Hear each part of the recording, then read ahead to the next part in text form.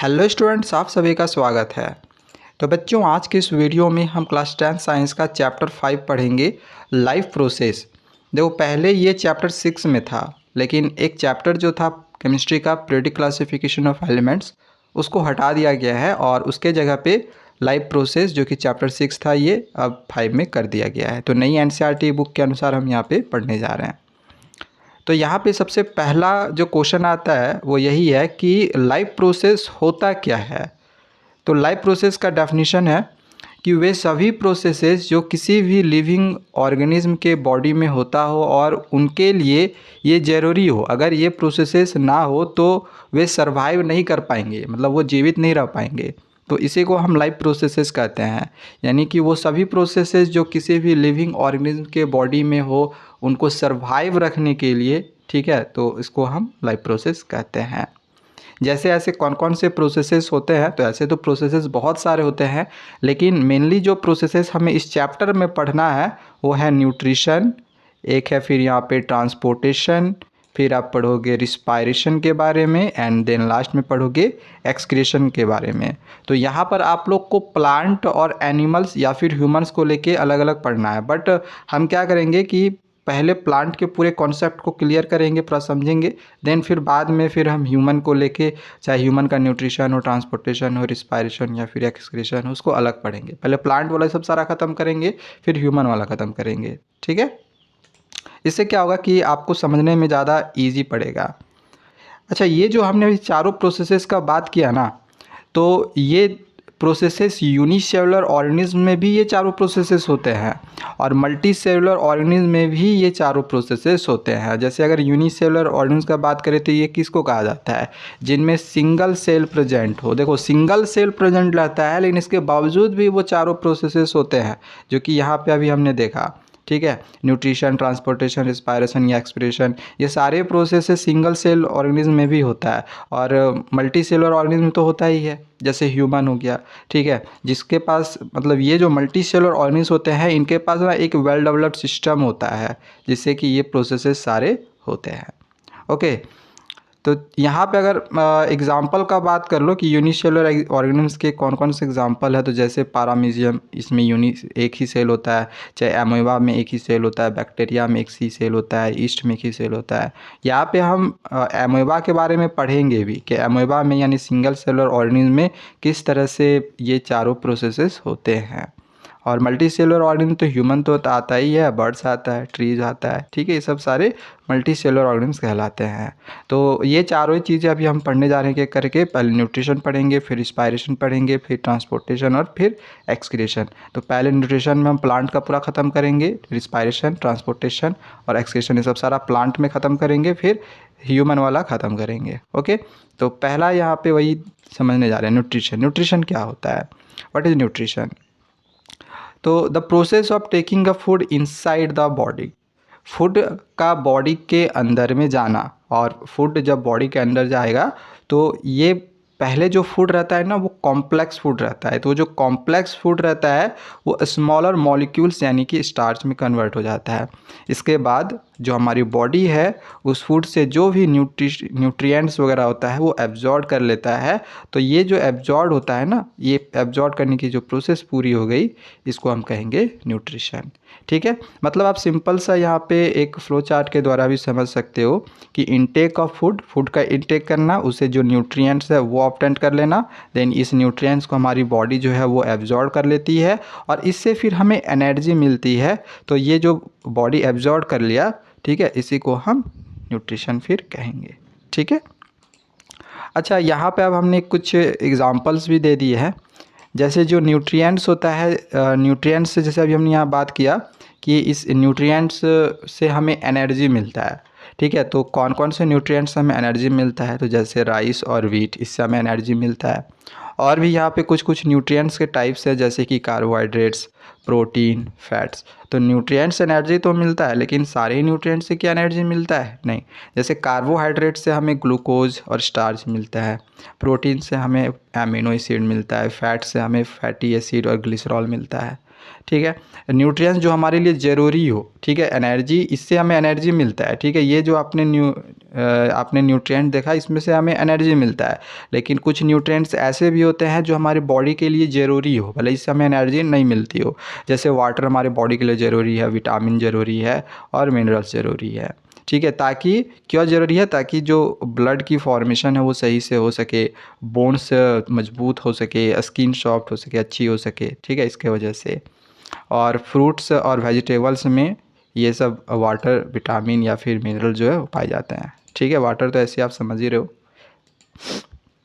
चलो आगे हम यहाँ पे अब देखने जा रहे हैं मोड्स ऑफ न्यूट्रिशन। तो न्यूट्रिशन के दो तरीके हैं। पहला यहाँ पे तरीका दिया गया है ऑटोट्रॉफिक न्यूट्रिशन और दूसरा तरीका दिया गया है हेट्रोट्रॉफिक न्यूट्रिशन। तो ऑटोट्रॉफिक न्यूट्रिशन में मेनली हम यहाँ पे फोटोसिंथेसिस प्रोसेस के बारे में पढ़ेंगे और हेट्रोट्रॉफिक न्यूट्रिशन में हम डाइजेशन प्रोसेस के बारे में पूरा पढ़ेंगे। तो चलिए स्टार्ट करते हैं autotrophic mode of nutrition. Heterotrophic को हम बाद में समझेंगे, ठीक है। तो सबसे पहले यहाँ पे ऑटोट्रॉफिक मोड ऑफ न्यूट्रिशन को समझ लेते हैं। तो जैसे ये जो टर्म है ऑटो का मतलब होता है सेल्फ और ट्रॉफ का मतलब होता है न्यूट्रिशन, मतलब जो खुद से फूड को ऑब्टेन कर लेता हो। इस न्यूट्रिशन में जो ऑर्गेनिज्म होता है वो दूसरों पे फूड के लिए डिपेंड नहीं रहते हैं, ठीक है। ऑटोट्रॉफिक मोड ऑफ न्यूट्रिशन में फूड के लिए दूसरे ऑर्गेनिज्म पे डिपेंड नहीं रहते हैं। ऐसा नहीं कि प्लांट नहीं है तो हमको खाना नहीं मिलेगा, एनिमल्स नहीं है तो हमको खाना नहीं मिलेगा, मतलब दूसरे ऑर्गेनिज्म पे डिपेंड नहीं रहेंगे। इस तरह के जो ऑर्गेनिज्म होते हैं यानी ऑटोट्रॉफिक मोड ऑफ न्यूट्रिशन के जो ऑर्गेनिज्म होते हैं ये फोटोसिंथेसिस प्रोसेस के द्वारा फूड को खुद से प्रिपेयर कर लेते हैं, ठीक है। तो वही यहाँ पे लिखा हुआ है कि वैसे ऑर्गेनिज्म जो खुद से फूड को प्रिपेयर कर लेते हो फोटोसिंथेसिस प्रोसेस के द्वारा, इनको हम ऑटोट्रॉफ्स कहते हैं। जैसे एग्जांपल हो गया जितने भी ग्रीन प्लांट्स होते हैं वे कुछ ऑटोट्रॉफिक बैक्टीरिया होते हैं, एल्गी होता है, ओके। एग्जांपल भी यहाँ पे समझ में आ गया होगा। अब चलो यहाँ पे न्यूट्रिशन इन प्लांट्स को जो न्यूट्रिशन मिलता है यानी कि जो एनर्जी प्लांट को मिलता है वो कैसे मिलता है, इसका हम पूरा यहाँ पे प्रोसेस समझने जा रहे हैं। तो सबसे पहले तो यहाँ पे हमने एक फ़्लो चार्ट के द्वारा भी समझा दिया है, ठीक है। तो फिलहाल अभी हम स्टार्टिंग में यहाँ पे फ़्लो चार्ट के दौरान नहीं समझेंगे, हम यहाँ पे एक एक करके सभी चीज़ों को समझेंगे। सबसे पहले तो फोटोसिंथेसिस प्रोसेस जो है इसको हम समझेंगे, ठीक है। मतलब पूरा जो फोटोसिंथेसिस का प्रोसेस है, कैसे न्यूट्रिशन प्लांट्स को मिलता है, पहले इसको समझ लेते हैं, फिर वो मैं आप लोग को फ़्लो चार्ट भी ऊपर में दिखा दूँगा। तो अभी फोटोसिंथेसिस का ऊपर में हमने डेफिनेशन आपको ऑलरेडी बता दिया है कि जो ग्रीन प्लांट्स होते हैं वो फूड को खुद से प्रिपेयर कर लेते हैं। और ये फूड कैसे प्रिपेयर करते हैं? तो they make food from carbon dioxide and water. ये फूड कैसे प्रिपेयर करते हैं? तो ये फूड प्रिपेयर करते हैं कार्बन डाइऑक्साइड और वाटर से in the presence of chlorophyll. इसमें क्लोरोफिल और सनलाइट ये दोनों प्रेजेंट होना चाहिए। और ये जो पूरा प्रोसेस कहलाता है, इस पूरे प्रोसेस को हम फोटोसिंथेसिस कहते हैं, ठीक है। तो जैसे यहाँ पे हमने बात किया कि प्लांट को क्या क्या चाहिए, क्या क्या प्लांट रिक्वायरमेंट करता है, तो कार्बन डाइऑक्साइड का और वाटर का। तो देखो यहाँ पे कार्बन डाइऑक्साइड है और वाटर है, ये ठीक है। ये दोनों से फूड जो है फोटोसिंथेसिस बनाता है, फोटोसिंथेसिस प्रोसेस के द्वारा फूड प्रिपेयर करता है। और इसके साथ साथ क्या प्रेजेंट रहना चाहिए? तो क्लोरोफिल और सनलाइट ये प्रेजेंट रहना चाहिए। तो देखो ये सब सारा यहाँ पे रिएक्शन के दौरान ये सब सारे इन्वॉल्व होते हैं, तब जाके फिर हमें जो फूड है वो मिल जाता है। जो ग्लूकोज है यहाँ पे हमें ग्लूकोज मिल गया और इसके साथ साथ हमें ऑक्सीजन भी मिलता है। और ये पूरे रिएक्शंस को हम लोग क्या कहते हैं? फोटोसिंथेसिस प्रोसेस, ठीक है। फोटोसिंथेसिस का अगर आपको रिएक्शन लिखने के लिए दिया जाए तो ये वाला आपको पूरा यहाँ पे लिख देना है, ठीक है। तो याद हो गया होगा कि कार्बन मेनली याद रखना कि कार्बन डाइऑक्साइड और वाटर से के रिएक्शन से और साथ ही साथ क्लोरोफिल और सनलाइट के प्रेजेंस से फोटोसिंथेसिस का ये जो पूरा प्रोसेस हो ये होता है, ठीक है। और इससे हमें ग्लूकोज और फिर ऑक्सीजन मिलता है। अब ये किस तरह से होता है, ये पूरा जो रिएक्शन होता है वो कहाँ होता है, तो ये हम पूरा यहाँ पे आगे समझने जा रहे हैं। तो फोटोसिंथेसिस का प्रोसेस पूरा जो प्रोसेस है वो किस प्रकार से रिप्रेजेंट किया जा रहा है? तो यहाँ पे लिखा गया है कि जो फोटोसिंथेसिस की जो प्रोसेस होती है वो कहाँ पर होती है, तो वो ग्रीन लीव्स में होती है किसी भी प्लांट का। जहाँ जहाँ पर भी ग्रीन पिगमेंट प्रेजेंट है, ग्रीन लीव्स है, तो उन जगहों पे फोटोसिंथेसिस का प्रोसेस होता है और फिर प्लांट से पूरे बॉडी पार्ट में जो भी एनर्जी है वो मिलता है। ठीक है, और वो आगे हम पढ़ेंगे ट्रांसपोर्टेशन में कि वो ट्रांसलोकेशन प्रोसेस के द्वारा पूरा बॉडी में फिर वो फैलता है। ओके। अच्छा, ग्रीन लीव्स में क्या प्रेजेंट रहता है, जैसे हमने यहाँ पे बात किया कि ग्रीन लीव्स में फोटोसिंथेसिस का प्रोसेस होता है, तो ग्रीन लीव्स में क्या प्रेजेंट रहता है, तो ग्रीन लीव्स में प्रेजेंट रहता है क्लोरोप्लास्ट। और क्लोरोप्लास्ट क्या है, तो क्लोरोप्लास्ट एक तरह का ऑर्गेनेल्स होता है लीफ के सेल्स में। ठीक है, लीफ के सेल्स में एक तरह का ऑर्गेनेल होता है और यहीं पर फोटोसिंथेसिस का पूरा प्रोसेस होता है। जैसे ये समझ सकते हो कि ये आपका लीफ है, यहाँ पे दिया गया है। ठीक है, तो लीफ का यहाँ पे ये एक सेल हो गया।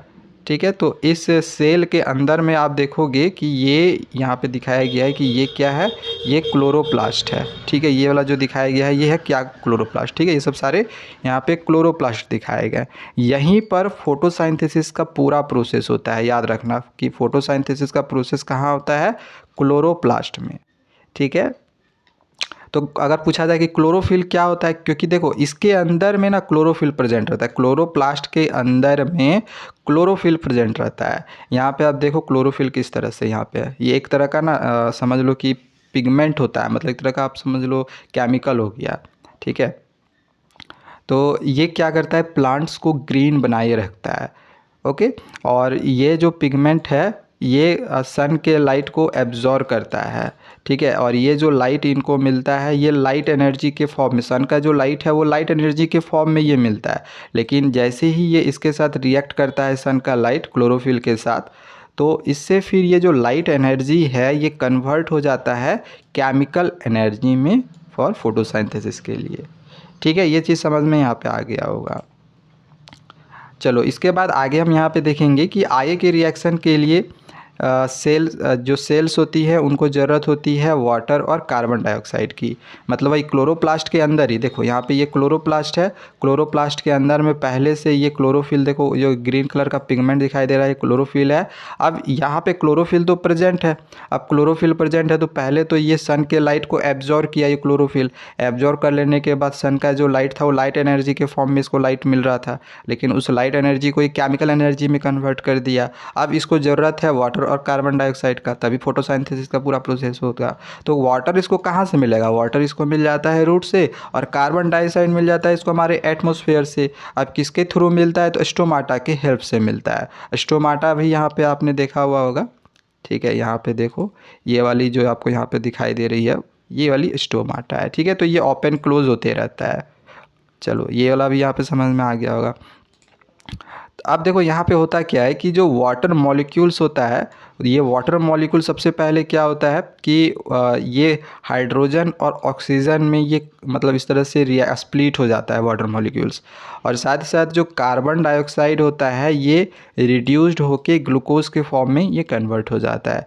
जैसे ये जो कार्बन डाइऑक्साइड है हाइड्रोजन के साथ रिएक्ट करके यहाँ पे ये ग्लूकोज का ये फॉर्मूला है, इसमें ये कन्वर्ट हो जाता है।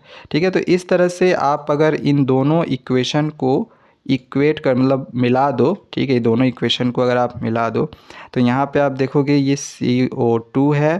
ठीक है, इसको हमने यहाँ पे लिखा हुआ है, मतलब LHS को LHS के साथ लेना है, RHS को RHS के साथ लेना है ना। इसके बाद देखो H2O है, यहाँ पे H2O हमने रहने दिया है, ये H2 और H2 ये कैंसिल हो गया, बाकी ये बच गया C6H12O6 यानी ग्लूकोज, ये हमने यहाँ पे लिख दिया, और ये जो O2 है इसको हमने यहाँ पे लिख लिया, बस हो गया। यही वाला आपका फोटोसिंथेसिस का पूरा प्रोसेस कंप्लीट हो गया। ठीक है, मतलब आप यहाँ पे समझ रहे हो कि वाटर मॉलिक्यूल जो होता है सबसे पहले उसको स्प्लिट कर देना है, फिर कार्बन डाइऑक्साइड ग्लूकोज फॉर्म कर लेता है हाइड्रोजन के साथ, ये वाटर के साथ मिलके, फिर दोनों इक्वेशन को हमें इक्वेट कर लेना है, बस बन जाएगा, फोटोसिंथेसिस का पूरा प्रोसेस हो जाएगा। अब ऊपर में जो हमने आप लोग को एक फिगर दिखाया था इसके हेल्प से भी आप यहाँ पे समझ सकते हो। ठीक है, जैसे यहाँ पे देख लो फ्लो चार्ट हमने एक बना दिया है। जैसे सबसे पहले जो क्लोरोफिल है वो कहाँ पे प्रेजेंट था, क्लोरोप्लास्ट में। यहाँ पे आपका रिवीजन भी हो जाएगा। क्लोरोफिल कहाँ प्रेजेंट था, क्लोरोप्लास्ट में, जो कि एक तरह एक ग्रीन कलर का पिगमेंट होता है जो कि लीव्स को हरा बनाए रखता है। ठीक है। जैसे ये लीव्स हो गया, इसके अंदर में प्रेजेंट है क्लोरोप्लास्ट, उस क्लोरोप्लास्ट के अंदर में प्रेजेंट है क्लोरोफिल।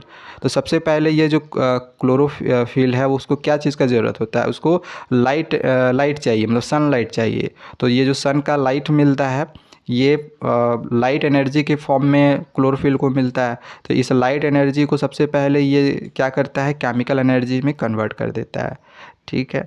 अब केमिकल एनर्जी में कन्वर्ट कर लेने के बाद फिर इसको वाटर का भी ज़रूरत पड़ता है, कार्बन डाइऑक्साइड का भी ज़रूरत पड़ता है। तो कार्बन डाइऑक्साइड तो इसको एटमॉस्फेयर से मिल जाता है, वाटर इसको यहाँ पे रूट से के थ्रू ये इसको मिल जाता है, सॉइल के थ्रू।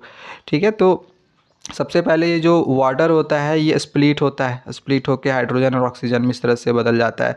और हाँ, इसको भी याद रखना कि ये जो रिएक्शन कहलाता है इसको कहा जाता है लाइट रिएक्शन। ठीक है। वाटर मॉलिक्यूल्स का स्प्लिट होना लाइट रिएक्शन कहलाता है, इसको याद रखना। ठीक है। ऊपर में हमने एक और आपका रिएक्शन लिखवाया था कार्बन डाइऑक्साइड का। हाँ देखो यहाँ पे ये वाली रिएक्शन लिखी हुई है। देखो कार्बन डाइऑक्साइड हाइड्रोजन के साथ सबसे रिएक्ट करके ये ग्लूकोज और ऑक्सीजन यहाँ पे फॉर्म हो रहा है। ठीक है। तो अब हम इन दोनों इक्वेशन को अगर हम इक्वेट करेंगे तो इससे हमें ये वाली फोटोसिंथेसिस की जो रिएक्शन है वो हमें मिल जाएगी। और इस रिएक्शन को कहते हैं डार्क रिएक्शन और इस रिएक्शन को कहते हैं लाइट रिएक्शन। तो लाइट रिएक्शन और डार्क रिएक्शन याद रख लेना कि किसको कहा जाता है। ठीक है। तो ये फोटोसिंथेसिस का आपका पूरा प्रोसेस हो गया। आई होप कि आपको ये सारी चीज़ें क्लियर कर ली होंगी। देखो आगे हम यहाँ पे डाइजेशन ऑफ ह्यूमंस के बारे में पढ़ सकते थे, बट हम जैसे कि आपको स्टार्टिंग में बोले हैं कि प्लांट्स वाला जितना भी कॉन्सेप्ट है पहले आपका हम वो क्लियर करवाएंगे, फिर हम ह्यूमन या फिर एनिमल्स में जाएंगे। तो पहले हम जो प्लांट वाला है उसको पूरा ख़त्म कर लेते हैं। तो न्यूट्रिशन आपका हो गया प्लांट वाला। अब प्लांट वाला हम पहले रिस्पायरेशन को समझ लेते हैं कि प्लांट को में जो रिस्पायरेशन होता है वो किस प्रकार से होता है। अब देखो अगर आपसे पूछा जाए कि रिस्पायरेशन क्या होता है तो आप सिंपली कहोगे कि श्वास लेना, बट एक्चुअली में श्वास लेना एक पार्ट होता है रिस्पायरेशन का, जिसको हम ब्रीथिंग कहते हैं। रिस्पायरेशन का मतलब अगर कोई पूछे तो आप कहना कि एनर्जी को ऑब्टेन करना। जिस तरह से ह्यूमन और एनिमल्स को एनर्जी की ज़रूरत होती है बिल्कुल इसी तरह से प्लांट को भी एनर्जी की ज़रूरत रहती है। तो प्लांट जो एनर्जी ऑब्टेन करता है इस प्रोसेस को ही हम रिस्पायरेशन कहते हैं। हालांकि इसकी डेफिनेशन को हम ह्यूमन के कॉन्सेप्ट में और अच्छे से समझेंगे, आपका और अच्छे से क्लियर होगा। ठीक है। तो बस अभी आप इतना समझना कि रिस्पायरेशन का मतलब होता है कि एनर्जी ऑब्टेन करना। प्लांट जो एनर्जी ऑब्टेन करता है इस प्रोसेस को हम रिस्पायरेशन कहते हैं। अब प्लांट में तो कोई भी एक स्पेशल रिस्पायरेटरी सिस्टम होता नहीं है, जैसे कि ह्यूमन में होता है कि ह्यूमन में लंग्स है, ठीक है, इससे वो रिस्पायर करता है। बट प्लांट में इस तरह का कोई भी इसका एक स्पेशल रिस्पायरेटरी सिस्टम है नहीं। तो वो जो रिस्पायर करता है वो इंडिविजुअली करता है, मतलब अलग अलग मतलब उनके जो अलग अलग पार्ट्स होता है वो अलग अलग तरीके से करता है। जैसे जो लीफ होता है वो अपना अलग करता है रिस्पायर, स्टीम अलग तरीके से करता है, रूट्स अलग तरीके से करता है। ये हम और अच्छे से ट्रांसपोर्टेशन में पढ़ेंगे। ठीक है। ट्रांसपोर्टेशन वाला बहुत ही जल्दी अभी हम आगे देखने जा रहे हैं। और प्लांट ये दोनों ही प्रोसेसेस करता है, फोटोसिंथेसिस की भी प्रोसेस करता है और रिस्पायरेशन वाली भी प्रोसेस करता है। प्लांट को अच्छा ये जो प्लांट को ऑक्सीजन मिलता है वो कैसे मिलता है, तो प्लांट को ऑक्सीजन मिलता है डिफ्यूजन प्रोसेस के द्वारा। डिफ्यूजन मतलब आप समझ ही रहे हो कि जैसे यहाँ पे स्प्रे है तो इसमें अगर स्प्रे को मारने के बाद कैसे वो पूरा फैल जाता है, तो बिल्कुल इस तरह से प्लांट को भी जो ऑक्सीजन मिलता है ना वो पूरा डिफ्यूजन प्रोसेस के द्वारा ही मिलता है। अब यहाँ पे आप देख रहे होगे दो रिएक्शंस। पहली वाली जो रिएक्शन यहाँ पे दी गई है ये फोटोसिंथेसिस की है, इसको याद रखना, और ये वाली दी गई है रिस्पायरेशन की। ठीक है। अब इन दोनों में अंतर क्या देखोगे कि रिस्पायरेशन वाली प्रोसेस में ये जो एटीपी यहाँ पे मिला है ये एनर्जी के फॉर्म में मिला है। यहाँ पे ये जो CO2 और H2O आप देख रहे होगे इसमें इधर है। तो इसमें बस क्या करना है कि ये जैसे जो फोटोसिंथेसिस का जो प्रोसेस है बस इसको आप पलट दो। आप पलटने के बाद बस यहाँ पे एनर्जी कर दो। आपका जो फोटोसिंथेसिस का प्रोसेस है और जो रिस्पायरेशन का प्रोसेस है वो काफ़ी ज़्यादा मिलता जुलता है। ठीक है। बस इसको आप पलट देना है, ये इधर आ जाएगा ये उधर चला जाएगा। ठीक है। और ये भी आपको पता ही होगा कि फोटोसिंथेसिस का प्रोसेस दिन में होता है और रिस्पायरेशन का जो प्रोसेस होता है वो रात में होता है। रात में आपको पता ही होगा कि प्लांट जो होता है वो ऑक्सीजन लेता है और कार्बन डाइऑक्साइड छोड़ता है। ये आप लोग को पता ही होगा। तो यहाँ से आप एक चीज़ समझ पा रहे होगे कि इसीलिए आपके लिए बहुत बार आपने ऐसा सुना हुआ होगा कि रात के समय में हमें पेड़ों के पास नहीं रहना चाहिए। क्यों? क्योंकि वो कार्बन डाइऑक्साइड काफ़ी ज़्यादा मात्रा में छोड़ते हैं। बट दिन के समय में भी ऐसा नहीं कि कार्बन डाइऑक्साइड ये नहीं छोड़ते, बट बहुत ही कम अमाउंट में छोड़ते हैं, बहुत ही कम। बट कार्बन डाइ मतलब रिस्पायरेशन की प्रोसेस फोटोसिंथेसिस की प्रोसेस हो रही होती है, जिससे कार्बन डाइऑक्साइड जो है ये काफ़ी ज़्यादा मात्रा में ये ले रहा होता है और ऑक्सीजन हमें काफ़ी ज़्यादा मात्रा में प्लांट जो होता है वो दे रहा होता है। ठीक है, तो ये जो होता है ये मेंटेन मतलब कार्बन डाइऑक्साइड ये छोड़ भी रहा होता है ना, तो उससे फ़र्क नहीं पड़ता है। ठीक है, तो फोटोसिंथेसिस का प्रोसेस दिन में होगा, रिस्पायरेशन की प्रोसेस रात में होती है, बस इसको याद रखना। अब चलो यहाँ पे देख लो कि किस तरह से यहाँ पे जैसे हमने बात किया कि लीफ, स्टीम और जो ये रूट था ये किस तरह से रिस्पायर करता है इंडिविजुअली। तो यहाँ पे देख लो, इसमें हम देखने जा रहे हैं गैसेस एक्सचेंज। प्लांट्स में जो गैसेस का एक्सचेंज होता है वो किस तरह से होता है। तो सबसे पहले अगर हम बात करें स्टोमाटा का, तो स्टोमाटा के थ्रू गैसेस का एक्सचेंज कैसे होता है? वो लीव्स और ग्रीन लीव्स में होता है। जैसे ये एक ग्रीन लीव्स है, तो ग्रीन लीव्स में यहाँ ग्रीन लीव्स के जो सेल्स होते हैं यहाँ पे स्टोमाटा प्रेजेंट रहता है। तो स्टोमाटा इस तरह से क्या होता है, ओपनड और क्लोज्ड भी होता है। ठीक है, तो ये एक पॉइंट याद रख लेना कि स्टोमाटा के थ्रू लीव्स और ग्रीन प्लांट्स में गैसेस का एक्सचेंज होता है। वहीं अगर हम लेंटिसेल्स का बात करें तो लेंटिसेल्स के थ्रू भी गैसेस का एक्सचेंज होता है, वुडी स्टीम और रूट्स के थ्रू, और रूटी हेयर्स में रूट्स के थ्रू गैसेस का एक्सचेंज होता है। ठीक है, तो ये 3 पॉइंट्स बस याद रख लेना, आपका रिस्पायरेशन जो प्लांट वाला था वो आपका ख़त्म हो जाएगा। नेक्स्ट आगे आते हैं जो कि है ट्रांसपोर्टेशन इन प्लांट्स का में ट्रांसपोर्टेशन का मतलब ही पता होगा आपको, एक जगह से दूसरे जगह तक ट्रांसपोर्ट करना, मतलब एक जगह से दूसरी जगह तक जाना। तो सबसे पहले तो यहाँ पे हम ये समझ रहे हैं कि प्लांट किन किन चीज़ों को ट्रांसपोर्ट करता है। तो प्लांट जैसे ट्रांसपोर्ट करता है फूड को, वाटर को, मिनरल्स को और कुछ हार्मोन्स को। अब ये जो प्लांट है, प्लांट एयर से ऑब्टेन करता है कार्बन डाइऑक्साइड और ऑक्सीजन, और सॉइल से प्लांट ऑब्टेन करता है वाटर और मिनरल्स में जैसे कि वो नाइट्रोजन, फॉस्फोरस और पोटेशियम ये एब्जॉर्ब कर लेता है, मतलब ये ऑब्टेन करता है। अब ये किस तरह से ऑब्टेन करता है, एयर से कार्बन डाइऑक्साइड और ऑक्सीजन, और सॉइल से ये वाटर और मिनरल्स किस तरह से ये ऑब्टेन करता है, तो ये हम आगे यहीं पे समझने जा रहे हैं। तो ये जो ऑब्टेन करता है ना, तो ये ऐसे नहीं करता, इसके लिए ना 2 ट्रांसपोर्टर टिश्यूज होते हैं। ठीक है, 2 ट्रांसपोर्टर टिश्यू होते हैं। टिश्यू के बारे में आपने क्लास 9 में पढ़ा होगा। ये ग्रुप ऑफ सेल्स होते हैं। जैसे जाइलम क्या है, एक ग्रुप ऑफ सेल्स है। देखो ये जाइलम इन सेल से होके बना हुआ है। बिल्कुल इसी तरह से जो फ्लोएम है ये भी एक तरह का टिश्यू है, तो ये भी इन सब सेल से होके बना हुआ है। तो वही यहाँ पे लिखा हुआ है। और ये जो जाइलम है ये ट्रांसपोर्ट करता है वाटर और मिनरल्स को, और जो फ्लोएम है ये फूड और कुछ ऑर्गेनिक सब्सटेंसेस को ये ट्रांसपोर्ट करता है।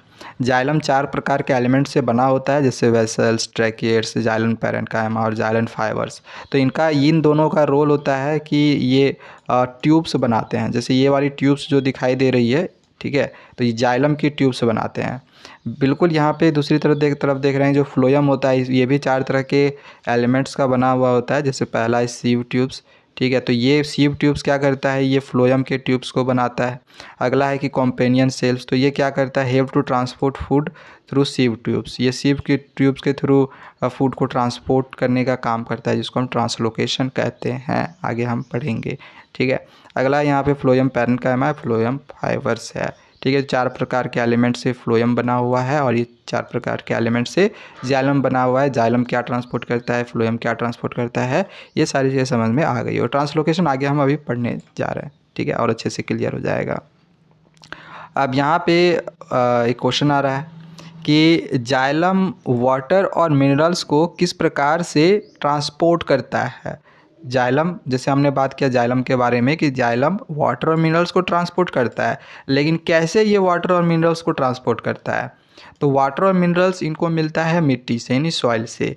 सबसे पहले अगर हम मिनरल्स का बात करें तो मिनरल्स में जो ट्रांसपोर्ट करता है ये एक्टिव ट्रांसपोर्ट के मतलब द्वारा, एक्टिव ट्रांसपोर्ट प्रोसेस के द्वारा मिनरल्स का ट्रांसपोर्ट होता है, जिसमें एनर्जी की ज़रूरत होती है प्लांट को। जैसे मान के चलो यहाँ पर बहुत सारा एनर्जी है, ठीक है, बट प्लांट्स में यहाँ पे एनर्जी कम है, तो ये जो एनर्जी है ये नीचे की तरफ आ जाता है ट्यूब्स के थ्रू, जो जाइलम का ट्यूब्स था उसके थ्रू, ठीक है। तो ये वाली मतलब इसी को कहा जाता है एक्टिव ट्रांसपोर्ट, मतलब जिधर ज़्यादा एनर्जी है जिधर कम एनर्जी है तो एनर्जी का ट्रांसपोर्ट हो जाना। बिल्कुल इसी तरह से वाटर का ही अगर हम बात करें तो वाटर का जो ट्रांसपोर्ट होता है वो ऑस्मोसिस प्रोसेस के द्वारा होता है, यानी कि हायर कॉन्सेंट्रेशन से लो कॉन्सेंट्रेशन। जैसे कि इसका एग्जांपल आप समझ सकते हो कि यहाँ पे बहुत सारा मान के चलो वाटर है, ठीक है, यहाँ पे बहुत सारा वाटर है, यहाँ पे कम वाटर है, तो ये वाटर जो इधर कम रहेगा उधर की ओर ये बढ़ता जाएगा, मतलब हाई कॉन्सेंट्रेशन से लो कॉन्सेंट्रेशन की तरफ चला जाएगा, ठीक है। तो बस इसी तरह से वाटर और मिनरल्स का ट्रांसपोर्ट होता है, ठीक है। अब यहाँ पे हमें एक टर्म दिया गया है रूट प्रेशर। रूट प्रेशर भाई क्या होता है? तो when water into roots by the process of osmosis, जब वाटर रूट्स में इंटर करता है ओस्मोसिस प्रोसेस के द्वारा। जैसे यहाँ पे आप एग्जांपल समझ लो, ठीक है।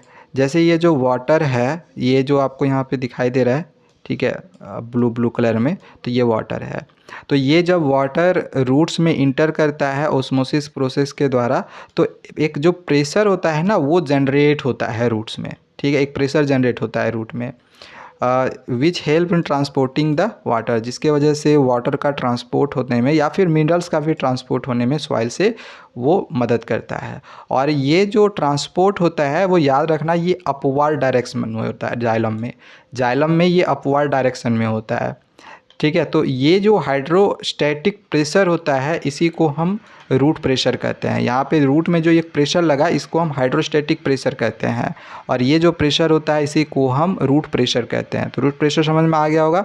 और हमेशा ये बात याद रखना है कि जाइलम में जो भी ट्रांसपोर्ट होता है वाटर और मिनरल्स का, ये हमेशा अपवार्ड डायरेक्शन में होता है, हमेशा ऊपर की ओर, ठीक है। मतलब ऐसा नहीं कि टेढ़ा नहीं जा सकता है, टेढ़ा भी जा सकता है, लेकिन ये ऐसे नहीं आ सकता है, ठीक है, ये ऊपर की ओर ही ट्रांसपोर्ट होगा।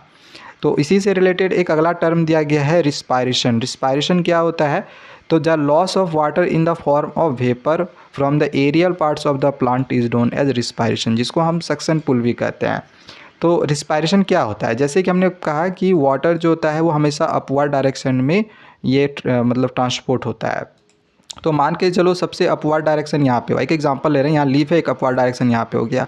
अब यहाँ पे से क्या होता है कि जो वाटर होता है, जैसे वाटर का ही यहाँ पे ट्रांसपोर्ट हो रहा है ना, तो वाटर और मिनरल्स का, तो वाटर का यहाँ से सबसे एरियल पार्ट, एरियल में सबसे ऊपरी पार्ट, तो यहाँ से वाटर क्या होता है वेपर के फॉर्म में ये हमारे एटमॉस्फेयर में चला जाता है, मतलब उड़ जाता है, वाटर वेपर के फॉर्म में ये उड़ जा रहा है। तो ये जो वाटर का लॉस हो रहा है, तो वाटर का लॉस होना इसी को कहा जाता है ट्रांसपीरेशन, ठीक है। एरियल पार्ट से वाटर का लॉस होना वेपर के फॉर्म में ट्रांसपीरेशन कहलाता है। ट्रांसपीरेशन को हम सक्शन पुल भी कहते हैं। और ये तो हमने बता ही दिया कि जाइलम वाटर और मिनरल्स को ट्रांसपोर्ट करता है सिर्फ अपवर्ड डायरेक्शन में, रूट से एकदम हाईएस्ट पॉइंट ऑफ प्लांट में। और ये यूनिडायरेक्शनल टिश्यू होता है। क्यों यूनिडायरेक्शनल टिश्यू होता है? क्योंकि एक ही डायरेक्शन में ये चलता है, ठीक है। और एक और यहाँ पे इम्पॉर्टेंट पॉइंट दिया हुआ है कि water do not loss at night, water कभी भी रात में लॉस नहीं होता है। क्यों? क्योंकि रात के समय में जो गार्ड सेल्स होते हैं स्टोमाटा में, स्टोमाटा का जो गार्ड सेल्स होता है वो रात में क्लोज्ड होता है, ठीक है। ये कब ओपन होता है? तो जब दिन के समय में फोटोसिंथेसिस की प्रोसेस होती है ना, तो उस समय ये स्टोमाटा ओपन होता, मतलब स्टोमाटा में जो गार्ड सेल्स होते हैं, तो स्टोमाटा की ये गार्ड सेल दिन के समय में फोटोसिंथेसिस की प्रोसेस होती है, तो उस समय ये ओपन होता है, तभी वाटर लॉस करता है, ठीक है। मतलब ट्रांसपिरेशन का जो प्रोसेस होता है, यहाँ पे एक चीज़ समझ सकते हो शॉर्ट में कि वो रात में होता है, दिन के समय में नहीं होता है, ठीक है। सॉरी, दिन के समय में होता है, रात के समय में नहीं होता है। ओके, तो हमने तो जाइलम के बारे में समझ लिया। अब हम आगे यहाँ पे समझेंगे फ्लोएम के बारे में। फ्लोएम में किस तरह से फूड को ट्रांसपोर्ट करता है फ्लोएम। तो यहाँ पे एक चीज़ तो आप समझ में आ गया होगा कि जाइलम जो होता है वो हमेशा अपवर्ड डायरेक्शन में ही ट्रांसपोर्ट करता है वाटर और मिनरल्स को, लेकिन जो फ्लोएम है ये फूड को ट्रांसपोर्ट करता है हर डायरेक्शन में, ये अपवर्ड डायरेक्शन में हो सकता है, डाउनवर्ड डायरेक्शन में भी हो सकता है। जैसे ये जो ग्रीन प्लांट्स है ये फूड को प्रिपेयर कर लिया था फोटोसिंथेसिस की प्रोसेस में से, हमने पीछे ही फोटोसिंथेसिस में पढ़ा हुआ है। तो यहाँ से आप देख रहे हो कि जो फूड है यहाँ से आया, फिर पहले डाउनवर्ड आया, फिर ये अपवर्ड डायरेक्शन में गया। और देखो यहाँ जो फूड है ये फूड फिर इधर से मतलब आप यहाँ पे देख रहे हो कि ये जो फूड है ये अपवर्ड डायरेक्शन में भी ऊपर जा रहा है, ये देखो नीचे डाउनवर्ड डायरेक्शन में भी जा रहा है। तो ये दोनों डायरेक्शन में फूड मतलब जो है वो ट्रांसपोर्ट करता है। मतलब आप यहाँ पे समझ सकते हो सिंपली ट्रांसलोकेशन। मतलब ट्रांसलोकेशन क्या होता है, तो transport of food from leaves to other parts of plant. Plant के और भी जितने भी पार्ट हैं उन सभी पार्ट्स में फूड को ट्रांसपोर्ट करना, इसी को हम ट्रांसलोकेशन कहते हैं। और ये जो प्रोसेस होती है ट्रांसलोकेशन की, ये फ्लोएम के थ्रू होता है। मतलब फ्लोएम ये ट्रांसपोर्ट करता है। ठीक है, तो यहाँ पे हमें एक चीज़ समझ में आ गया कि ये जो ट्रांसपोर्ट कर सकता है ये अपवर्ड और डाउनवर्ड दोनों तरह के डायरेक्शन में कर सकता है। और ये बाई डायरेक्शनल टिश्यू होता है क्योंकि ये अपवर्ड डायरेक्शन डाउनवर्ड डायरेक्शन दोनों डायरेक्शन से होता है इस वजह से। ठीक है, हालांकि देखो यहाँ पे एक और हमने फिगर बनाया हुआ है, तो इसको हम चाहे तो और भी डीपली एक्सप्लेन हम कर सकते हैं, बट हम आप यहाँ पे खुद भी समझ सकते हो कि ये मान के चलो ये क्या है, ये यहाँ पे फूड को प्रिपेयर किया गया है जो कि सुक्रोज के फॉर्म में है। ठीक है, तो यहाँ से देख लो कंपेनियन सेल में ये सब सारे फूड्स आ गए, मतलब ग्लूकोज के फॉर्म में, सुक्रोज के फॉर्म में सारे फूड आए। फिर यहाँ से यहाँ आया, फिर नीचे से इधर आया, फिर ये देखो यहाँ पे फूड हर जगह ट्रांसपोर्ट होते जा रहा है। और देखो यहाँ पे जिधर ज़्यादा एनर्जी है तो ज़्यादा से ये कम आ रहा है, यानी एक्टिव ट्रांसपोर्ट के द्वारा। मतलब जिधर ज़्यादा है जिधर कम है तो ज़्यादा से कम की ओर आ रहा है एक्टिव ट्रांसपोर्ट के द्वारा। बिल्कुल यहाँ से आप रूट से देख रहे हो कि इधर वाटर है। ठीक है, यहाँ पे वाटर प्रेजेंट है, मिनरल्स प्रेजेंट है।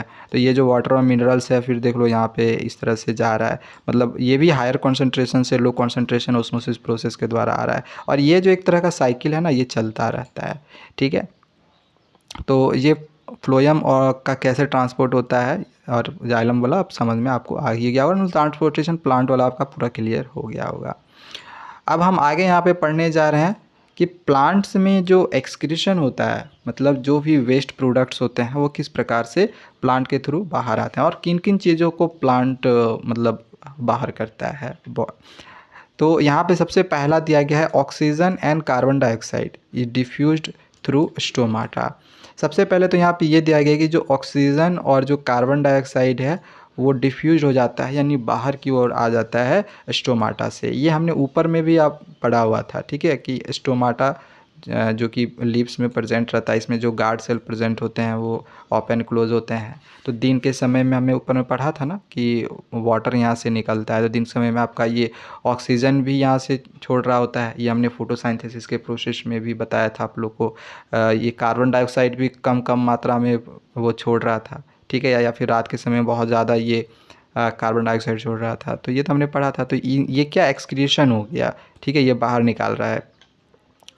अब यहाँ पे है कि जब वाटर का मात्रा बहुत ज़्यादा आ जाए तो ट्रांसपिरेशन के द्वारा प्रोसेस के द्वारा जो वाटर होता है वो भी रिमूव्ड हो जाता है। ट्रांसपिरेशन प्रोसेस हम ऊपर में ऑलरेडी पढ़ चुके हैं, जैसे यहाँ पे आप देख ही रहे हो वेपर के फॉर्म में ये हमारे एटमॉस्फेयर में फिर चला जाता है वेपर के फॉर्म में।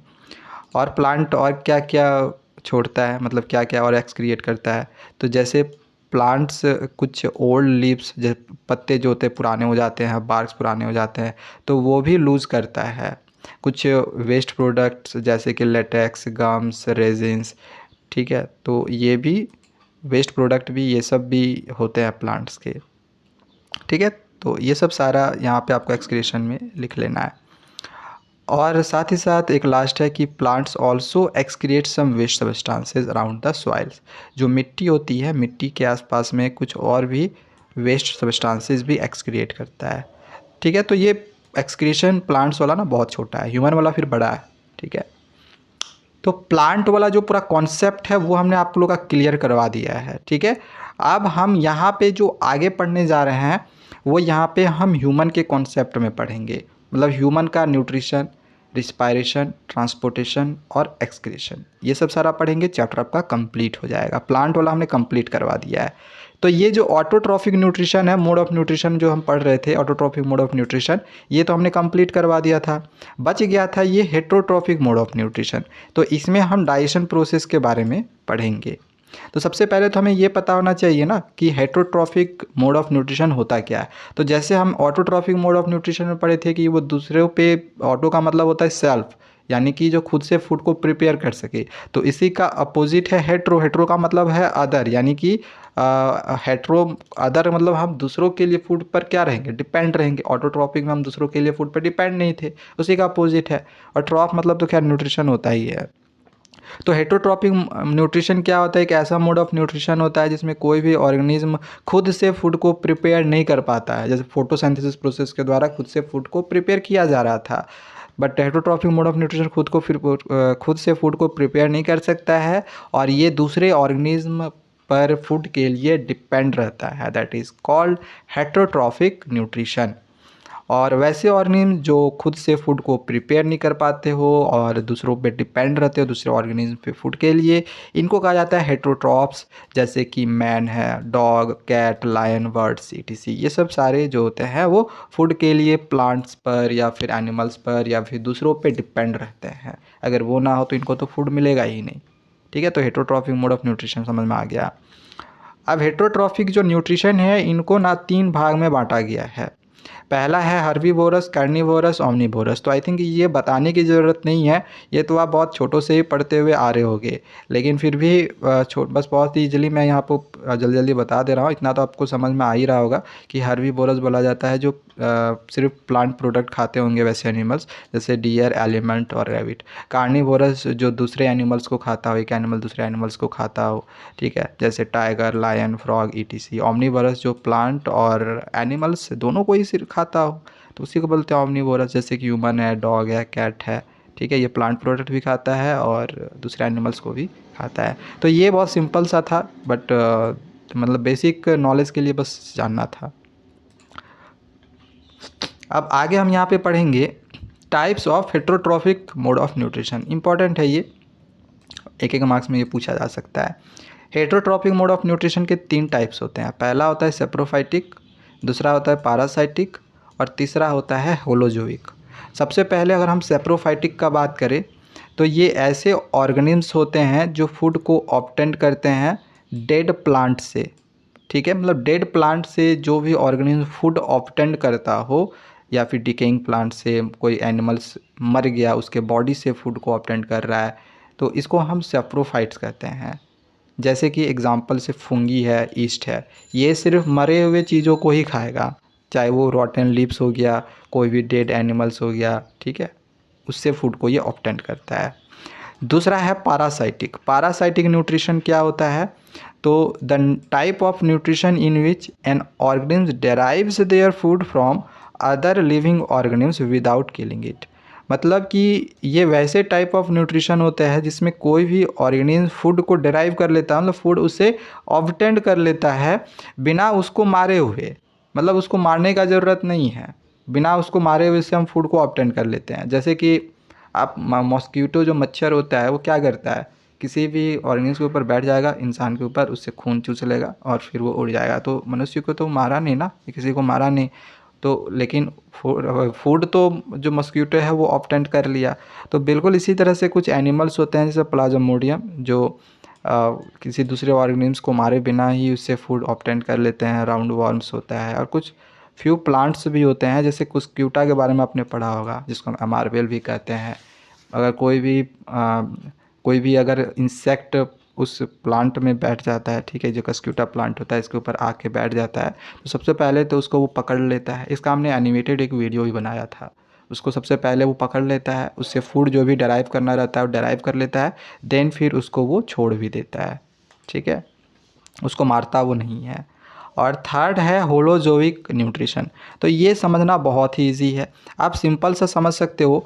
होलोजोइक न्यूट्रिशन का मतलब हो क्या हो गया कि जिनमें इंजेशन का प्रोसेस हो, जिनमें डाइजेशन का प्रोसेस हो, जिनमें एब्जॉर्प्शन का प्रोसेस हो, जिनमें एसिमिलेशन का प्रोसेस हो और जिनमें इजेशन का प्रोसेस हो, बस यही है होलोजोइक न्यूट्रिशन।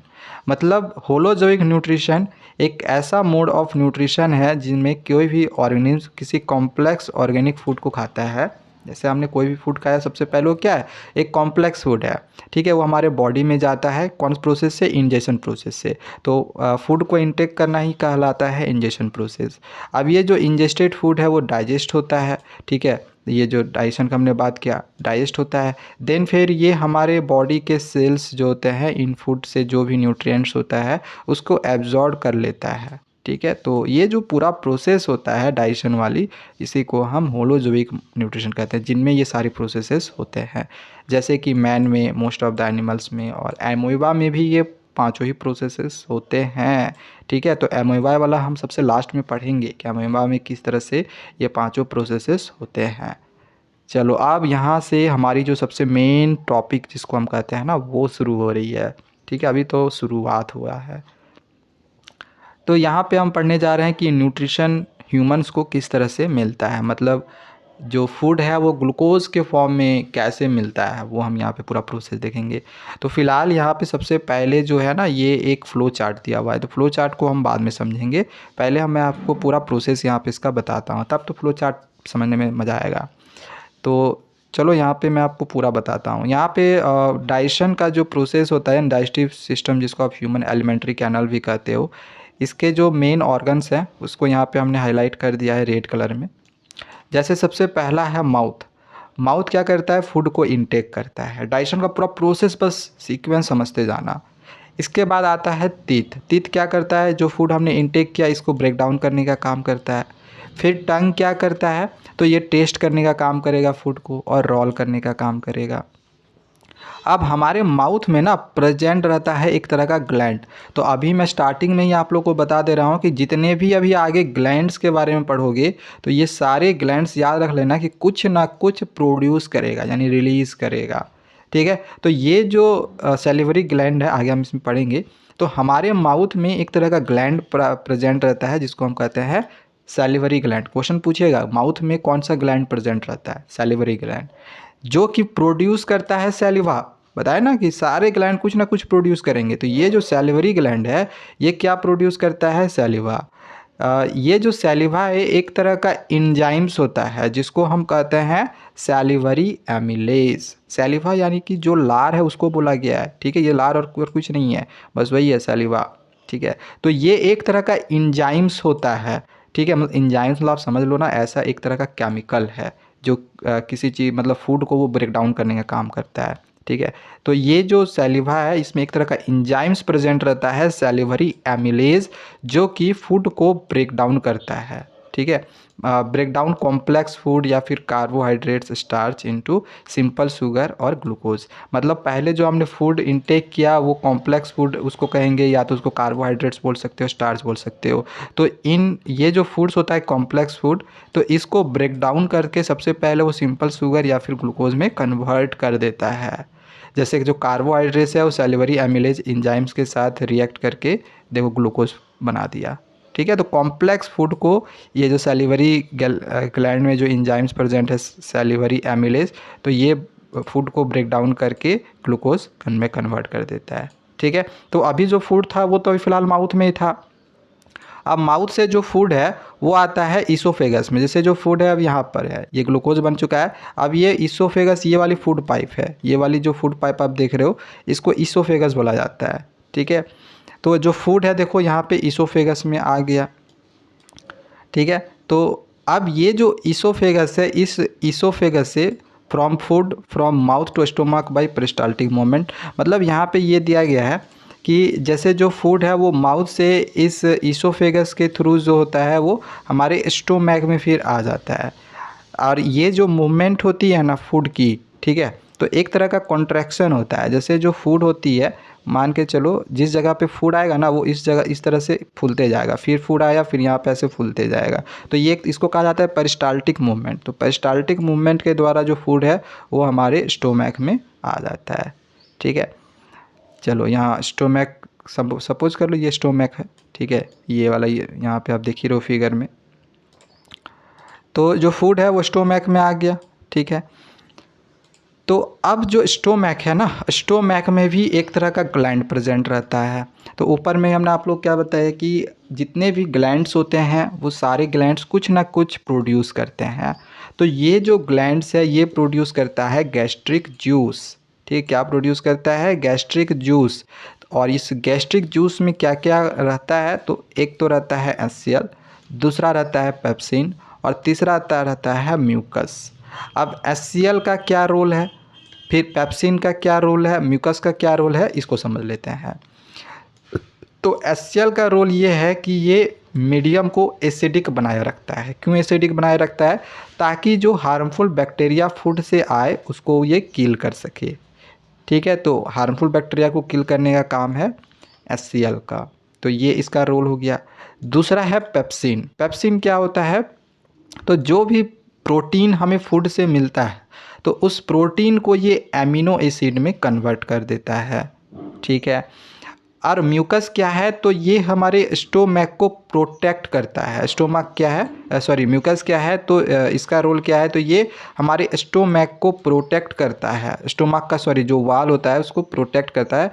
मतलब जो HCl है, जो HCl हमने ऊपर में पढ़ा इसके यहाँ पे, तो ये HCl बाहर ना आ जाए तो इसके वजह से म्यूकस होता है। क्योंकि HCl बाहर आ जाएगा तो वो तो हाई मतलब स्ट्रॉन्ग एसिड है, वो तो फिर बॉडी के लिए दिक्कत पैदा कर सकती है ना। तो वो ये जो म्यूकस है ये इस HCl को प्रोटेक्ट करके रखता है, उसके सिक्रेशंस को प्रोटेक्ट करता है। तो ये तीनों चीज़ें समझ में आ गई होगी। तो स्टोमैक में क्या क्या प्रेजेंट है? कौन सा ग्लैंड प्रेजेंट है? गैस्ट्रिक ग्लैंड, जो कि रिलीज़ करता है गैस्ट्रिक जूस। गैस्ट्रिक जूस में कौन सा प्रेजेंट है? HCl, पेप्सिन और म्यूकस। HCl का रोल क्या है? तो ये मीडियम को एसिडिक बनाता है, हार्मफुल बैक्टीरिया को जो फूड में आता है उसको मार देता है। पेप्सिन का रोल क्या था? तो प्रोटीन को ब्रेक डाउन करके एमिनो एसिड में कन्वर्ट करना। और म्यूकस का रोल था कि HCl के सिक्रेशन को से प्रोटेक्ट करना। ठीक है, तो ये समझ में आ गया होगा। स्टोमक क्या है? तो ये एक तरह का ये लार्ज ऑर्गन है जो कि एक्सपेंड करता है, जो फूड इंटर्स करता है। तो स्टोमैक में जो फूड था वो तो समझ में आ गया। अब ये जो फूड है ये स्टोमैक से आता है स्मॉल इंटेस्टाइन में। ठीक है, तो ये सब सारा ये जो सीक्वेंस है इसको याद करते जाना है फ्लो चार्ट में, आगे हम फिर देखेंगे। तो अब जो फूड है वो कहाँ पर आ गया? स्मॉल इंटेस्टाइन में।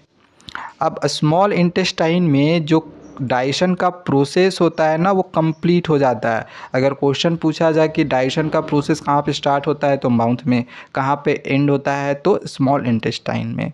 ठीक है, मतलब जैसे कि जो भी कार्बोहाइड्रेट्स, प्रोटीन, फैट्स जो भी है, ठीक है, तो यहाँ पे ये एब्जॉर्ब कर लेता है। और स्मॉल इंटेस्टाइन की जो लेंथ होती है वो करीब 6 मीटर की होती है। ठीक है, ये ऐसे एग्जामिनेशन में आता नहीं है बट एज ए नॉलेज याद रख लेना। और आगे यहाँ पे दिया गया है कि the small intestine is the largest part of the digestive system. देखो नाम है स्मॉल इंटेस्टाइन, जैसे कि एक हमने पुष्पा फिल्म में एक जो डायलॉग देखा था ना कि पुष्पा नाम समझ के फ्लावर समझा क्या, फायर है मैं, तो वहाँ पर भी वैसी ये स्मॉल इंटेस्टाइन नाम समझ के इसको स्मॉल मत समझना, ये सबसे लार्जेस्ट पार्ट होता है डाइजेस्टिव सिस्टम का। ओके, आगे है the small intestine receive the secretion of 2 glands. अब ये जो स्मॉल इंटेस्टाइन का हम बात कर रहे हैं तो ये 2 तरह के ग्लैंड के सीक्रेशंस को भी रिसीव करता है। ठीक है, ये 2 तरह का ग्लैंड कौन कौन सा है? तो एक तो ये ग्लैंड है लीवर, ठीक है, एक ग्लैंड है लीवर और दूसरा ग्लैंड है पैनक्रियाज। तो जैसे हमने कहा कि जितने भी ग्लैंड है वो सारे के सारे ग्लैंड कुछ ना कुछ सीक्रेट करेंगे, कुछ ना कुछ प्रोड्यूस करेगा। ये ऊपर में हमने आप लोगों को बताया, जैसे सैलिवा मतलब जैसे सैलिवरी ग्लैंड प्रोड्यूस किया सैलिवा। ठीक है, बिल्कुल इसी तरह से जो हमने यहाँ पे गैस्ट्रिक ग्लैंड के बारे में पढ़ा था तो gastric gland gastric juice produce किया था। बिल्कुल इसी तरह से ये जो लीवर है ये भी कुछ ना कुछ प्रोड्यूस करेगा। ये जो पैनक्रियाज है ये पैनक्रियाज भी कुछ ना कुछ प्रोड्यूस करेगा। ठीक है, तो सबसे पहले अगर हम लीवर का बात करें तो लीवर जो है ये प्रोड्यूस करता है बाइल जूस और बाइल साल्ट को, और पैनक्रियाज प्रोड्यूस करता है 2 तरह के इंजाइम्स को, जैसे ट्रिप्सिन और लिपेज। इसको अगर यहाँ पे हम बाइल जूस का बात करें तो बाइल जूस का क्या रोल है? तो ये फूड को अल्कलाइन बनाए रखता है, यानी कि बेसिक। ठीक है, मतलब जैसे हमने देखा कि स्टोमैक में HCl प्रेजेंट था तो हो सकता है कि फूड के साथ कुछ HCl आ गया हो तो उस फूड को फिर ये अल्कलाइन बना देता है बाइल जूस। ठीक है, तो बाइल जूस का रोल समझ में आ गया। बाइल साल्ट का रोल क्या है, तो ये बड़े बड़े फैट ग्लोब्यूल्स को छोटे छोटे फैट ग्लोब्यूल्स में कन्वर्ट कर लेता है। आप जैसे यहाँ पे एग्जांपल समझ सकते हो कि एक मान के चलो बड़ा एक सा कोई फैट ग्लोब्यूल्स है, तो ये जो बाइल साल्ट होता है इस बड़े फैट ग्लोब्यूल्स को इस तरह से छोटे छोटे फैट ग्लोब्यूल्स में ये कन्वर्ट कर देता है। और ये जो पूरी प्रोसेस होती है, इस पूरे प्रोसेस को हम कहते हैं इमल्सिफिकेशन। ठीक है, कभी कभी एग्जामिनेशन में आता है कि इमल्सिफिकेशन क्या होता है, तो लार्ज फैट ग्लोब्यूल्स को स्मॉल फैट ग्लोब्यूल्स में कन्वर्ट करना ही इमल्सिफिकेशन कहलाता है।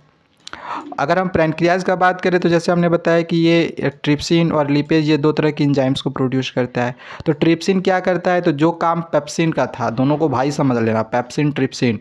तो पेप्सिन का क्या किया था, प्रोटीन को एमिनो एसिड में कन्वर्ट किया था, तो बिल्कुल वही काम यहाँ पे ट्रिप्सिन का भी है। जो ट्रिप्सिन है ये भी क्या करता है, प्रोटीन को ब्रेक डाउन करके एमिनो एसिड में कन्वर्ट कर देता है। और जो लिपेज है, जो इमल्सिफाइड हमें फैट मिला हुआ है, ठीक है, जो बड़े बड़े फैट ग्लोब्यूल थे जो कि इमल्सिफिकेशन के द्वारा छोटे छोटे फैट ग्लोब्यूल्स में कन्वर्ट हो गया, तो अब ये जो छोटे छोटे फैट ग्लोब्यूल्स हैं, इन छोटे छोटे फैट ग्लोब्यूल्स को जो लिपेज है वो फैटी एसिड और ग्लिसरॉल में कन्वर्ट कर देता है। ठीक है, तो ये दोनों का रोल समझ में आ गया होगा।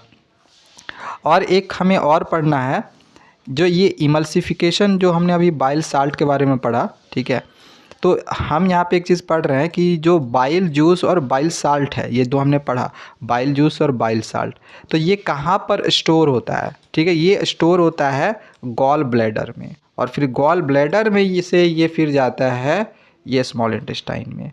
तो यहाँ से एक हम यहाँ पे पूरा रिवीजन कर लेते हैं। सबसे पहले जो कार्बोहाइड्रेट्स था, जो कॉम्प्लेक्स फूड था, वो हमारे माउथ में जो प्रेजेंट था सैलिवरी ग्लैंड, जिसमें सैलिवा प्रोड्यूस किया था। सैलिवा एक तरह मतलब उसमें एक प्रकार का एंजाइम्स प्रेजेंट था, सैलिवरी एमिलेज। तो ये कार्बोहाइड्रेट्स, ये जो सैलिवरी एमिलेज था, इसके साथ रिएक्ट करके ग्लूकोज बना दिया था। ठीक है, यहाँ पे हमने एक चीज़ और पढ़ा कि फ़ैट और लिपेज मिलके, ये जो लिपेज है, ठीक है, और जो बड़े बड़े फैट ग्लोब्यूल्स थे वो छोटे छोटे फैट ग्लोब्यूल्स में कन्वर्ट हो गए थे, ये मिलके ये फैटी एसिड और ग्लिसरॉल में कन्वर्ट हो गया। देखो ये हम क्या बता रहे हैं, यही सब ना, ये सब न्यूट्रिएंट्स है जो कि हमारी बॉडी एब्जॉर्ब करेगी स्मॉल इंटेस्टाइन से। और प्रोटीन के बारे में पढ़ा कि स्टोमैक में पेप्सिन जो कि एमिनो एसिड में कन्वर्ट किया था प्रोटीन को, और ट्रिप्सिन में, ट्रिप्सिन कहाँ प्रेजेंट था, ट्रिप्सिन यहाँ पे पैनक्रियाज में प्रेजेंट था। ठीक है, यहाँ पे गलती से स्मॉल इंटेस्टाइन लिखा गया है, यहाँ पे पैनक्रियाज कर लेना। ठीक है, तो ट्रिप्सिन प्रेजेंट था पैनक्रियाज में, तो पैनक्रियाज में भी वही रोल था इसका कि प्रोटीन को एमिनो एसिड में कन्वर्ट करना। तो पेप्सिन और ट्रिप्सिन प्रोटीन को एमिनो एसिड में कन्वर्ट करके, मतलब प्रोटीन को एमिनो एसिड में कन्वर्ट कर दिया। तो ये सब सारे न्यूट्रिएंट्स को हमारी बॉडी एब्जॉर्ब करेगी। ठीक है, तो यही यहाँ पे है, they goes to the cells of our body, हमारे बॉडी के जो सेल्स हैं ये सारी चली जाती हैं। कैसे जाती हैं आगे यहाँ पे हम देखने जा रहे हैं, जो कि स्मॉल इंटेस्टाइन के बाद ये अगला फ्लो चार्ट आपका है झिल्ली। तो झिल्ली क्या है, ये एक तरह का फिंगर लाइक स्ट्रक्चर होता है, फिगर में यहाँ पे आप देखो। ठीक है, ये इसी को यहाँ पे देखो जूम किया गया, ये फिंगर लाइक स्ट्रक्चर दिखाई दे रहा होगा। ठीक है, ये स्मॉल इंटेस्टाइन के ये अंदर होता है। ठीक है, जो झिल्ली का होता है स्मॉल इंटेस्टाइन के अंदर होता है। This projections increase the surface area of absorption. ये क्यों होता है, ताकि जो एब्जॉर्प्शन का जो सरफेस एरिया है उसको इंक्रीज किया जा सके। And villi are supplied to the food to blood vessel, जो villi होती है वो फूड को सप्लाइड कर देता है ब्लड वेसल्स में। Then the blood vessel takes the food to each and every cell of the body, हमारे बॉडी के जितने भी सेल्स हैं सभी सेल्स को जो ब्लड वेसल्स जो मतलब जो भी फूड है वो सारी फूड को हमारी मतलब जो ब्लड वेसल्स है वो फूड को हमारे बॉडी के सभी सेल्स में वो ट्रांसपोर्ट कर देता है। ठीक है, तो ये आपको यहाँ पे पूरा कॉन्सेप्ट समझ में आ गया होगा। अब एक बस लास्ट है यहाँ पे कि जो वेस्ट फूड बच गया, देखो जो न्यूट्रिएंट्स मिलना था वो तो हमारे सेल्स में चला गया, हमारे बॉडी के सेल्स में चला गया। अब बाकी जो वेस्ट फूड बच गया, कुछ वेस्ट वाटर भी इसके साथ बच जाते हैं, तो ये सब सारी चीज़ें आ जाती है फिर लार्ज इंटेस्टाइन में। ठीक है, अब लार्ज इंटेस्टाइन से क्या होता है कि जो अनएब्जॉर्ब फूड, जो भी अनएब्जॉर्ब फूड था जिसको एब्जॉर्ब नहीं किया जा सका, वो हमारे लार्ज इंटेस्टाइन में आ जाता है, जहाँ पे where it its wall absorb more water, जिसका जो वॉल होता है इसमें और भी जो भी वाटर प्रेजेंट रहता है वो एब्जॉर्ब कर लेता है, जो भी एब्जॉर्ब करना रहता है। And waste material remove from the body via anus, और जो भी वेस्ट फिर और बच गया, मतलब जो भी और जितने भी फूड से न्यूट्रिएंट लेना था वो तो ले लिए। अब जो न्यूट्रिएंट जिसमें फूड में है ही नहीं, जो एकदम वेस्ट प्रोडक्ट है, वो मेरे काम का नहीं है, तो बॉडी में रख नहीं सकते हैं, तो उसको बाहर भी करना है, तो वो हमारे एनएस के थ्रू बॉडी के बाहर आ जाता है। ठीक है, और लार्ज इंटेस्टाइन का जो लेंथ होता है वो करीब 1.5 मीटर का होता है। ठीक है, ये भी एग्जामिनेशन में आता नहीं है, बट एज ए नॉलेज याद रख लेना। ठीक है, आप देखो मैं यहाँ पे आप लोग को जो पूरा का पूरा फ्लो चार्ट है ना वो दिखा रहा हूँ। अब आपको फ्लो चार्ट समझने में देखो कितनी ईजी पड़ेगी। देखो ये हमारी माउथ है, माउथ में टीथ प्रेजेंट है और टंग प्रेजेंट है। इन दोनों का रोल समझ लिए, क्या क्या रोल था टीथ का, क्या रोल था टंग का। माउथ को ब्यूकल कैविटी भी कहा जाता है। अब माउथ में प्रेजेंट रहता है सैलिवरी ग्लैंड, जो कि प्रोड्यूस करता है सैलिवा। ये एक तरह का इंजाइम्स रहता है, सैलिवरी एमिलेज। ठीक है, अब इसके बाद माउथ से जो फूड होता है, यानी जो ग्लूकोज फूड बन गया, वो आ गया ईसोफेगस में। ईसोफेगस एक तरह का इसको कहते हैं फूड पाइप। फिर ईसोफेगस से जो फूड होता है वो पेरिस्टाल्टिक मूवमेंट करते हुए ये हमारे स्टोमैक में आ जाता है। स्टोमैक में प्रेजेंट रहता है गैस्ट्रिक ग्लैंड्स, जो कि गैस्ट्रिक जूस प्रोड्यूस करता है गैस्ट्रिक जूस, जैसे एचसीएल, पेप्सिन और म्यूकस। इन सब का हमने एक एक करके रोल भी पढ़ लिया। एचसीएल का क्या रोल था, पेप्सिन का क्या रोल था और म्यूकस का क्या रोल था। फिर जो स्टोमैक में जो फूड है इससे चला जाता है स्मॉल इंटेस्टाइन में।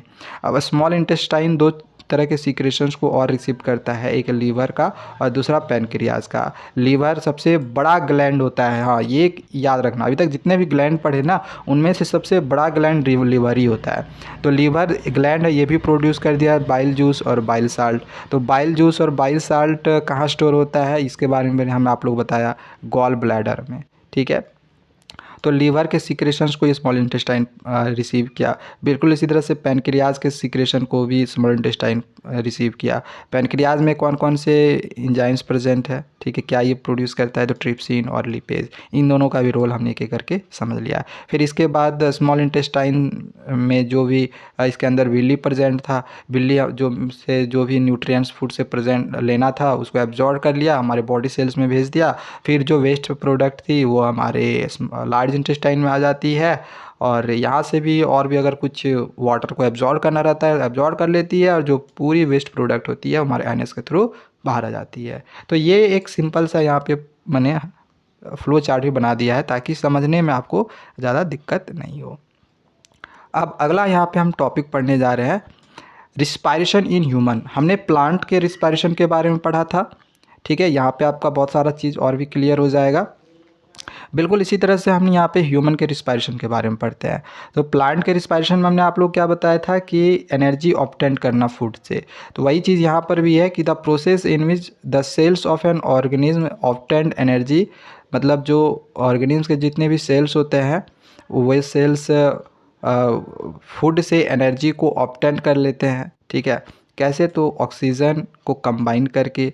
ठीक है, and glucose is called respiration, मतलब ऑक्सीजन और ग्लूकोज को कंबाइन करके फूड को ब्रेक डाउन कर दो। ठीक है, और इसके बाद फिर एनर्जी, कार्बन डाइऑक्साइड और वाटर रिलीज़ करो, तो ये जो पूरी रिएक्शन है ये रिस्पायरेशन की कंप्लीट हो जाती है। ठीक है, तो अगर आप डेफिनेशन नहीं भी याद रखोगे ना, बस ये वाली जो रिएक्शन हमने लिख दी है इस रिएक्शन को याद कर लोगे तो डेफिनेशन ऑटोमेटिकली याद हो जाएगा। ठीक है, तो the process in which the cells of an organism के जितने भी सेल्स हैं, सभी सेल्स के ऑर्गेनिज्म में क्या होता है कि जो वो क्या करता है, एनर्जी को ऑब्टेन करता है। ऊपर में हमने आप लोग को ये पढ़ाया था अभी डाइजेशन वाले प्रोसेस में, मतलब जो फूड है वो चला जाता है। अब वो जो फूड है वो ग्लूकोज के फॉर्म में है, वो क्या करता है, हमारी बॉडी ऑक्सीजन लेती है, ऑक्सीजन के साथ रिएक्ट करके जो फूड है उसको ब्रेक डाउन कर देती है सेल्स में। ठीक, और इससे फिर हमें एनर्जी, कार्बन डाइऑक्साइड और वाटर मिलता है, बस इसी को रिस्पायरेशन कहते हैं। तो रिस्पायरेशन का मतलब एनर्जी ऑब्टेन करना, ये मेनली है, वही एटीपी के फॉर्म में। रिस्पायरेशन का मतलब सांस लेना नहीं होता है। हाँ, जैसे हमने यहाँ पे कहा कि सांस लेना ये इन्वॉल्व होता है रिस्पायरेशन में, जिसको हम ब्रीथिंग कहते हैं। ठीक है, जब हम ब्रेथ करते हैं तो ऑक्सीजन हमारे बॉडी के अंदर जाता है। ठीक है, जब ब्रीथिंग करते हैं तो हमारे बॉडी के अंदर ऑक्सीजन जाता है। और डायफ्राम के बारे में बस यहाँ पे दे दिया है कि diaphragm help the chest to move up and move down during breathing. जब हम लोग ब्रीथिंग करते हैं ना तो आप थोड़ा सा नोटिस करना, ब्रीथिंग करने के बाद आपका चेस्ट मूव अप और मूव डाउन होता है, तो उसको हेल्प करता है चेस्ट को मूव अप मूव डाउन होने में हेल्प करता है डायफ्राम। डायफ्राम को हम मसल रड भी कहते हैं, ठीक है। तो ये सब कुछ बेसिक नॉलेज थी, ये बेसिक चीज़ें थी जिसको जानना आपके लिए ज़रूरी था। अब हम पूरा यहाँ पे ह्यूमन रिस्पायरेटरी सिस्टम के बारे में पढ़ेंगे, यानी इसको हम सेलुलर रिस्पायरेशन भी कहते हैं। तो किस प्रकार से ह्यूमन में ये रिस्पायरेशन होता है, इसके पूरे कॉन्सेप्ट को चलो हम यहाँ पे एक एक करके समझते हैं। देखो यहाँ पे आपको फिर से एक फ्लो चार्ट नीचे दिया गया है, तो जब तक आप इसको नहीं समझोगे फ्लो चार्ट को समझ में नहीं आएगा, और ये थोड़ा सा अलग टाइप में है, अच्छे से इसको समझना। तो यहाँ पे है कि oxygen is taken into the body through the nose. ऊपर में पढ़े कि हम लोग नोज के थ्रू जो ऑक्सीजन है वो हमारे बॉडी में जाता है।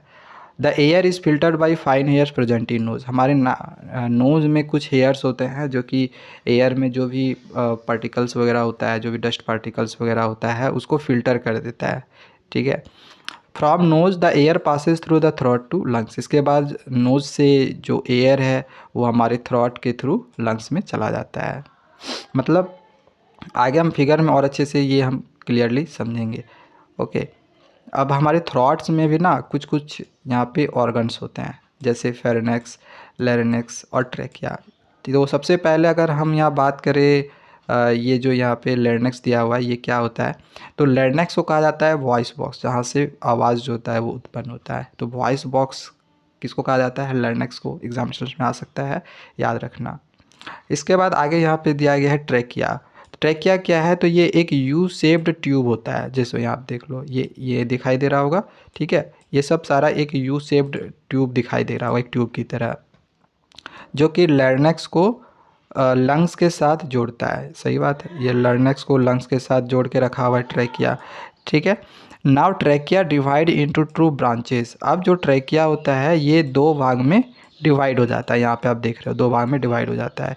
ये सब क्या है, ये दोनों क्या है, लंग्स है, ठीक है। ये दोनों लंग्स हैं। आगे यहाँ पे दिया गया है कि trachea divided into two branches left and right. इसको हम ब्रोंकी कहते हैं। जो दो भाग में डिवाइड हो गया ना, इसको ब्रोंकी कहते हैं। और फिर ये जो ब्रोंकी होता है फर्दर डिवाइड होके ये ब्रोंक्यूल्स ये बदल जाता है। मतलब ब्रोंकी का ही आप प्लूरल बोल सकते हो। यहाँ पे बहुत आपको छोटे छोटे यहाँ पे आपको दिखाई दे रहे होंगे। यहाँ पे देखो, मैं जूम करके आपको दिखाता हूँ। यहाँ पे आपको बहुत छोटे छोटे ये ब्रोंक्यूल्स टाइप में दिखाई दे रहे होंगे, ठीक है। पेड़ का जैसे जड़ होता है ना, रूट्स, कुछ उस टाइप में। ओके, चलो आगे हम यहाँ पे और समझेंगे। तो यहाँ पे ये चीज़ समझ में आ गया होगा। अब इसके बाद आगे यहाँ पे दिया गया है कि एल्वियोली। एल्वियोली क्या होता है, तो ये एक बैलून लाइक स्ट्रक्चर होता है जो कि सरफेस एरिया को प्रोवाइड करता है। मतलब जैसे कि हमने विल्ली के बारे में पढ़ा था कि उस एरिया को एक्सपेंड कर रहा था, बढ़ा रहा था, तो इसी तरह से एल्वियोली भी एरिया को बढ़ाता है ताकि गैसेस का एक्सचेंज वहाँ से हो सके, उसको ज़्यादा से ज़्यादा वहाँ पे स्पेस मिल सके। और आगे फिर यहाँ पे दिया गया है कि जो एल्वियोली की जो वॉल्स होती है वो कनेक्ट होती है ब्लड वेसल्स से, and blood vessel transport O2 to the cells. और जो ब्लड वेसल्स होती है वो जो ऑक्सीजन होती है उसको ट्रांसपोर्ट करती है हमारे सेल्स तक। अब कैसे ये सेल्स तक हमारे ब्लड वेसल्स ट्रांसपोर्ट करती है, तो इसके लिए यहाँ पे इसको समझ सकते हैं। जैसे जो ऑक्सीजन होता है ना वो हमारे ब्लड के थ्रू, अब ब्लड में भी प्रेजेंट रहता है RBC, ठीक है। उसमें भी अब हेमोग्लोबिन में स्पेलिंग गलती है, HEA होगा, ठीक है। तो यहाँ पे ये जो RBC रेड ब्लड सेल होता है इसमें प्रेजेंट रहता है हेमोग्लोबिन। तो इसी को कहा जाता है ऑक्सीजन कैरियर। यही जो ऑक्सीजन है इसको पकड़ के लाता है, और ये जो ऑक्सीजन है ये हेमोग्लोबिन लाता है, मतलब ब्लड के थ्रू ये आता है और आके कहाँ जाता है, हमारे सेल्स में। तो ये जो एक हमने इधर से जो एक फ्लो चार्ट देखा, ये ऑक्सीजन कैसे आया उसका हम देख रहे हैं, ये ठीक है। ये हमारा पूरा सेल्स है, और यहाँ पे हमने ये देखा कि ऑक्सीजन जो है वो ऑक्सीजन हमारे नाक के थ्रू कैसे आया, ठीक है। तो ये जो आ रहा है ये ब्लड के थ्रू ही आ रहा है, यहाँ पे ये ब्लड के थ्रू आ रहा है। ये जो भी ऑक्सीजन आ रहा है वो ब्लड के थ्रू आ रहा है नाक के अंदर से। अब ये यहाँ से इम्पोर्टेंट चीज़ें कुछ कुछ शुरू होती है। देखो ये बॉक्स जो है ना, इस बॉक्स को आप समझ लो सेल्स, ठीक है। इस बॉक्स को आप सेल्स समझ लो। अब इस बॉक्स में मतलब जो सेल्स है, सेल्स में आ गया ऑक्सीजन। देखो यहाँ पे सेल्स में ऑक्सीजन आ गया। और हमने आप लोग को ऊपर में जैसे बताया था, जब डाइजेशन का प्रोसेस पढ़ाया था, तो आप लोग को हमने एक चीज़ बताया था, जो फूड है वो ग्लूकोज के फॉर्म में है और जो ग्लूकोज़ है वो भी हमारे बॉडी में जितने भी सेल्स हैं उन सेल्स में ये जो ग्लूकोज़ है यानी जो फूड है वो चला जाता है। तो ये जो सेल्स है इस सेल्स में पहले से जो ग्लूकोज़ है वो डाइजेशन प्रोसेस के द्वारा पहले से ये प्रेजेंट होता है। लेकिन यहाँ पे एक चीज़ और समझना कि ये जो सेल्स है ना, इस सेल्स के अंदर में प्रेजेंट रहता है साइटोप्लाज्म। ठीक है, साइटोप्लाज्म क्या है, एक तरह का लिक्विड होता है। तो ये क्या करता है कि ये जो ग्लूकोज है इस ग्लूकोज को ये पाइरूवेट में कन्वर्ट कर देता है। ठीक है, मतलब जैसे ही ये सेल्स में आता है ग्लूकोज सेल्स में प्रेजेंट रहता है साइटोप्लाज्म के साथ मिलके ये पाइरूवेट में कन्वर्ट हो जाता है। अब ये जो ऑक्सीजन हम लोग लेते हैं ये पाइरूवेट ऑक्सीजन के साथ मिलके कहाँ पे ये रिएक्शन होता है सेल्स में, तो सेल्स में एक माइटोकॉन्ड्रिया होता है। ठीक है, ये एनर्जी स्टोरेज कहलाता है। तो माइटोकॉन्ड्रिया के अंदर में ये वाली रिएक्शंस हो रही होती है। तो पाइरूवेट, ये जो पाइरूवेट है ये ऑक्सीजन के साथ रिएक्ट करके माइटोकॉन्ड्रिया में ये कार्बन डाइऑक्साइड, वाटर और एनर्जी हमें फिर देती है। और इसमें हमें करीब 38 एटीपी हमें मिलता है। ठीक है, 38 एटीपी हमें इसमें से मिलता है एनर्जी। तो ये ऑक्सीजन के ये प्रेजेंस में हुआ। अब यहाँ पे कुछ रिएक्शन और हम देखते हैं जो कि साइटोप्लाज्म में ही हो रहा है, सेल्स के अंदर में जो साइटोप्लाज्म प्रेजेंट है। तो पाइरूवेट देखो अलग अलग तरीके से रिएक्ट करता है, मतलब कैसे ऑक्सीजन के प्रेजेंस में रिएक्ट किया तो ये तो हम समझ ही चुके हैं। और ऑक्सीजन के प्रेजेंस में अगर पाइरूवेट यानी ग्लूकोज, अगर ग्लूकोज का ही वो एक नाम है ना, तो पाइरूवेट अगर ऑक्सीजन के साथ रिएक्ट करता है ऑक्सीजन के प्रेजेंस में तो इसको हम कहते हैं एरोबिक रिस्पायरेशन। आगे हम एरोबिक और एनारोबिक का आपको हम डिफरेंसेस भी बताएंगे। अगर ऑक्सीजन अब्सेंस रहे, जो कि हम ऐसा ईस्ट में देखते हैं, ईस्ट में ऑक्सीजन नहीं होता है, तो ऑक्सीजन के अब्सेंस में अगर पाइरूवेट रिएक्ट करे तो इससे हमें इथेनॉल, कार्बन डाइऑक्साइड और ये भी एनर्जी कुछ इस तरह से ऑब्टेन करता है। बट ये एनर्जी बहुत ही कम होती है, 3-4 एटीपी ही होती है। और अब्सेंस ऑफ ऑक्सीजन में ऑक्सीजन के अब्सेंस में अगर ये रिएक्ट करता है तो इसको हम कहते हैं अनएरोबिक रिस्पायरेशन। मतलब ऑक्सीजन प्रेजेंस हो एरोबिक, ऑक्सीजन अब्सेंट हो तो अनएरोबिक। अगर ऑक्सीजन की कमी हो, लैक ऑफ ऑक्सीजन हो, ठीक है, तो पाइरूवेट अगर लैक ऑफ ऑक्सीजन के साथ रिएक्ट करता है तो इससे लैक्टिक एसिड और एनर्जी फिर हमें मिलता है। तो ये एनर्जी भी बहुत ही कम होता है। ये खास करके जब हम एक्सरसाइजेज वगैरह करते हैं तो आप देखते होंगे कभी कभी कि फूल जाता है, ठीक है, मसल्स वगैरह, तो वहाँ पर लैक्टिक एसिड जम जाता है, मतलब ऑक्सीजन का मतलब समझ लो वहाँ पे कमी हो गया है। ठीक है, तो ये 3 तरह के रिएक्शंस हैं जो कि आपको याद रखने हैं। ठीक है, अब आके यहाँ पे हम एटीपी और एडीपी के बारे में थोड़ा सा पढ़ने जा रहे हैं। एटीपी और एडीपी, एटीपी का मतलब हो गया एडिनोसाइन ट्राइफॉस्फेट और एडीपी का मतलब हो गया एडिनोसाइन डाइफॉस्फेट। तो यहाँ पे है कि the energy released during respiration, जो भी रिस्पायरेशन के दौरान जो एनर्जी हमने रिलीज करी तो ये क्या करता है, एटीपी के मॉलिक्यूल्स को बनाता है। ठीक है, एडीपी एंड फॉस्फेट, किससे, एडीपी और फॉस्फेट से। जैसे इसको आप एक सिंपल सा यहाँ पे रिएक्शन के द्वारा समझ सकते हो कि एडीपी जो हमने एडिनोसाइन डाइफॉस्फेट के बारे में यहाँ पे बताया, एडीपी फॉस्फेट के साथ रिएक्ट करके देखो एटीपी हमें फॉर्म करके दे रहा है। ठीक है, और जब भी सेल्स को एनर्जी का ज़रूरत पड़ेगा तो यही जो एटीपी है ये दोबारा से एडीपी और फॉस्फेट ये में ये कन्वर्ट हो जाता है। मतलब और एक इम्पॉर्टेंट चीज़ यहाँ पे दिया गया है कि एटीपी को हम एनर्जी करेंसी ऑफ सेल्स भी कहते हैं। अगर पूछ दे कि एनर्जी करेंसी ऑफ सेल्स किसको कहा जाता है तो एटीपी को। ऐसे ये आता नहीं है बट नॉलेज के लिए याद रख लेना, बेसिक नॉलेज के लिए, कि 1 मोल एटीपी बराबर होता है 30.5 किलो जूल पर मोल। ओके, चलो आगे यहाँ पे अब हम यहाँ पे एक और बेसिक नॉलेज के लिए आपको बता रहे हैं, और ये क्वेश्चन एग्जामिनेशन में आ भी सकता है कि जो एवरेज ब्रीथिंग रेट होता है एडल्ट मैन का, ठीक है, रेस्ट में, मतलब कोई भी आप एक्टिविटी वगैरह नहीं कर रहे हो उस समय का बात किया जा रहा है, तो ब्रीथिंग रेट करीब 15 से 18 टाइम्स होता है पर मिनट। वहीं अगर आप कोई भी फिजिकल एक्टिविटी करते हो तो फिर ब्रीथिंग रेट जो होती है उसमें कम ज़्यादा भी होता है।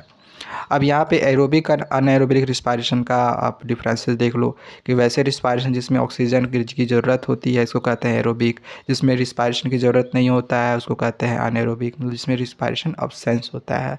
इसमें लार्ज एनर्जी प्रोड्यूस्ड होता है, इसमें हम देखे थे करीब 38 ATP जो है प्रोड्यूस किया था। इसमें बहुत कम एनर्जी प्रोड्यूस करता है।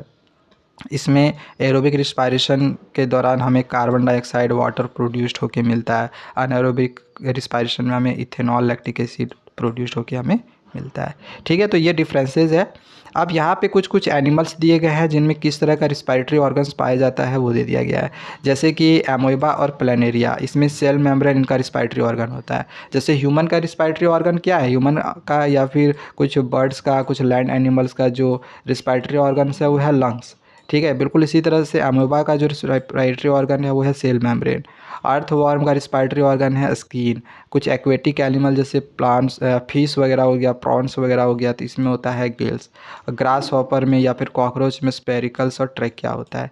तो ये सब आपको याद रखने हैं। ठीक है, ये बस याद रखने के लिए मैंने आपको बताया। अब ह्यूमन का ट्रांसपोर्टेशन हम पढ़ेंगे। ठीक है, देन एक लास्ट बच जाएगा एक्सक्रीशन, उसको ख़त्म कर लेंगे। तो चलो, ट्रांसपोर्टेशन ह्यूमन में कैसे होता है। तो ह्यूमन में जो ट्रांसपोर्टेशन का काम करता है वो ब्लड करता है। ह्यूमन ट्रांसपोर्टर होता है ब्लड का। Substances that transport in human, मतलब कौन कौन से सबस्टांसेस ह्यूमन ट्रांसपोर्ट करता है। जैसे हमने प्लांट के कॉन्सेप्ट में देखा था वो किन किन चीज़ों को कौन कौन से सबस्टांसेस को ट्रांसपोर्ट करता है। तो इसी तरह से ह्यूमन में जैसे ट्रांसपोर्ट करता है न्यूट्रिएंट्स को, कार्बन डाइऑक्साइड को, ऑक्सीजन को, कुछ वेस्ट प्रोडक्ट्स को और हॉर्मोन्स को।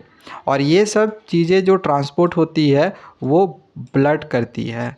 और ये कब होती है, जब हार्ट पंप करता है ब्लड वेसल्स के थ्रू, तब। ठीक है, अगर हम ब्लड का बात करें तो यही ना ट्रांसपोर्ट का काम करता है ब्लड। तो ब्लड में कौन कौन से कंपोनेंट प्रेजेंट रहते हैं पहले तो ये पता होना चाहिए। तो ब्लड में जैसे प्रेजेंट रहता है प्लाज्मा। प्लाज्मा ये क्या होता है, एक येलो कलर फ्लूइड होता है जो कि ट्रांसपोर्ट करता है फूड को, कार्बन डाइऑक्साइड को और कुछ वेस्ट प्रोडक्ट्स को। तो ये याद रख लेना।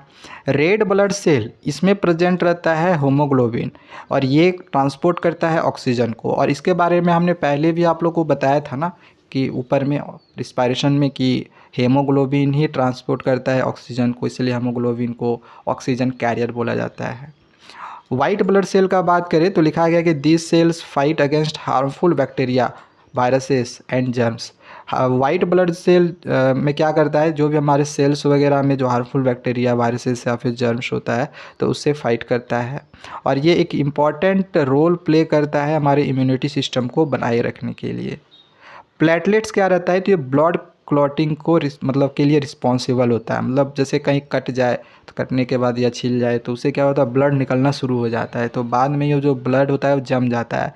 तो प्लेटलेट्स ब्लड को जमाने का काम करता है। अब आगे यहाँ पे दिया गया है the heart pumps the blood through the blood vessel. तो ये तो हमने ऊपर बताया था, एक इम्पॉर्टेंट पॉइंट है कि जो हार्ट ब्लड को पंप करता है वो हमारे ब्लड वेसल्स के थ्रू करता है। अब किस तरह से ह्यूमन हार्ट वर्क करता है तो ये हमें पढ़ना है। ठीक है, एक इम्पॉर्टेंट ये पार्ट है, इसको अच्छे से हमें समझना है किस तरह से ह्यूमन हार्ट वर्क करता है। सबसे पहले अगर हम हार्ट का बात करें तो ये एक मस्क्यूलर ऑर्गन होता है। This organ pumps blood through the blood vessels. तो ये ऑर्गन जो है, ये जो हार्ट है, ये ब्लड को पंप करता है ब्लड वेसल्स के through. It have two sides separated by muscular walls called septum. इसके दो अलग अलग मतलब आप कह सकते हो मस्कुलर वॉल्स होते हैं। ठीक है, जिसको हम सेप्टम कहते हैं। ठीक है, जैसे एक आप यहाँ पे देख ही रहोगे ना, एक दूसरा वॉल, ये पहला वॉल हो गया, ये यहाँ पे दूसरा वॉल है ना। आगे यहाँ पे दिया गया है इट हैव 4 चैम्बर्स। इसके 4 चैम्बर्स हैं।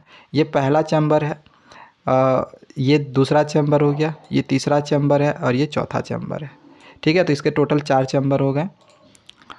इसमें आगे फिर दिया गया है कि कौन कौन से 4 चैम्बर है। तो left atrium, right atrium, left ventricle, right ventricle. अब ये एट्रियम और वेंट्रिकल क्या है, तो इसको थोड़ा सा हमें यहाँ पे जूम करके समझना पड़ेगा। देखो, तो यहाँ पे जैसे ये दिया गया है राइट एट्रियम, ठीक है, ये पहला चैम्बर हो गया। राइट वेंट्रिकल, यहाँ पे आप दूसरा चैम्बर देख सकते हो। ये तीसरा चैम्बर दिया गया है लेफ्ट वेंट्रिकल और ये चौथा चैम्बर दिया गया है लेफ़्ट एट्रियम, और ये चौथा चैम्बर दिया गया है लेफ़्ट वेंट्रिकल। तो ये 4 चैम्बर होते हैं, ठीक है। चलो आगे और मैं यहाँ पे आपको दिखाता हूँ। आगे यहाँ पे दिया गया है कि valve allows one way flow of liquid. अब इसमें ना एक तरह का वाल्व्स लगा हुआ होता है। वाल्व्स मतलब समझ ही रहे होगे, जो कि आपको जैसे नल वगैरह में वाल्व लगाया जाता है ताकि पानी को रोक के रखे। बिल्कुल इसी तरह से यहाँ पर भी एक तरह का देखो ये सब वाल्व्स लगा हुआ होता है, ठीक है। ये वाल्व क्या करता है कि एक ही वे में लिक्विड को मतलब ब्लड को फ्लो करने में ये हेल्प करता है। ओके, चलो आगे यहाँ पे फिर दिया गया है कि heart is surrounded by a thin layer called pericardium. Heart के चारों तरफ एक लेयर होता है पतली सा, उसको हम पेरिकार्डियम कहते हैं। आप इसको समझ सकते हो, उसके चारों तरफ जो भी लेयर होगा। It protect the heart and maintains the shape of heart. साथ ही साथ ये क्या करता है पेरिकार्डियम, ये हार्ट के शेप को मतलब मेंटेन रखता है, ठीक है। हार्ट को प्रोटेक्ट करता है, बस यही है। अब आगे यहाँ पे दो इम्पॉर्टेंट चीज़ है कि हार्ट किस तरह से वर्क करता है। तो वर्क करने के लिए आपको ये 2 पॉइंट याद रखने होंगे। सबसे पहले डीऑक्सीजनेटेड ब्लड। तो डीऑक्सीजनेटेड ब्लड क्या है, तो ये ब्लड को कैरी करता है। मतलब किस तरह के ब्लड को मतलब क्या कैरी करता है, तो डीऑक्सीजनेटेड ब्लड कैरी करता है कार्बन डाइऑक्साइड को, ठीक है। डीऑक्सीजनेटेड ब्लड किसको कैरी करता है, कार्बन डाइऑक्साइड को। और ऑक्सीजनेटेड जो ब्लड होगा, मतलब जो ऐसे ब्लड जो ऑक्सीजन को कैरी करे, ऑक्सीजन को जो कैरी करेगा वो हो गया ऑक्सीजनेटेड ब्लड। और जो कार्बन डाइऑक्साइड को कैरी करेगा, जो अपने साथ लेकर जाएगा, वो होगा डीऑक्सीजनेटेड ब्लड, ठीक है। इसको समझ में आ गया होगा। अब यहाँ पे 3 तरह के हमें ब्लड वेसल्स के बारे में भी समझना है, तभी हम पूरे फ्लो को अच्छे से समझ सकते हैं।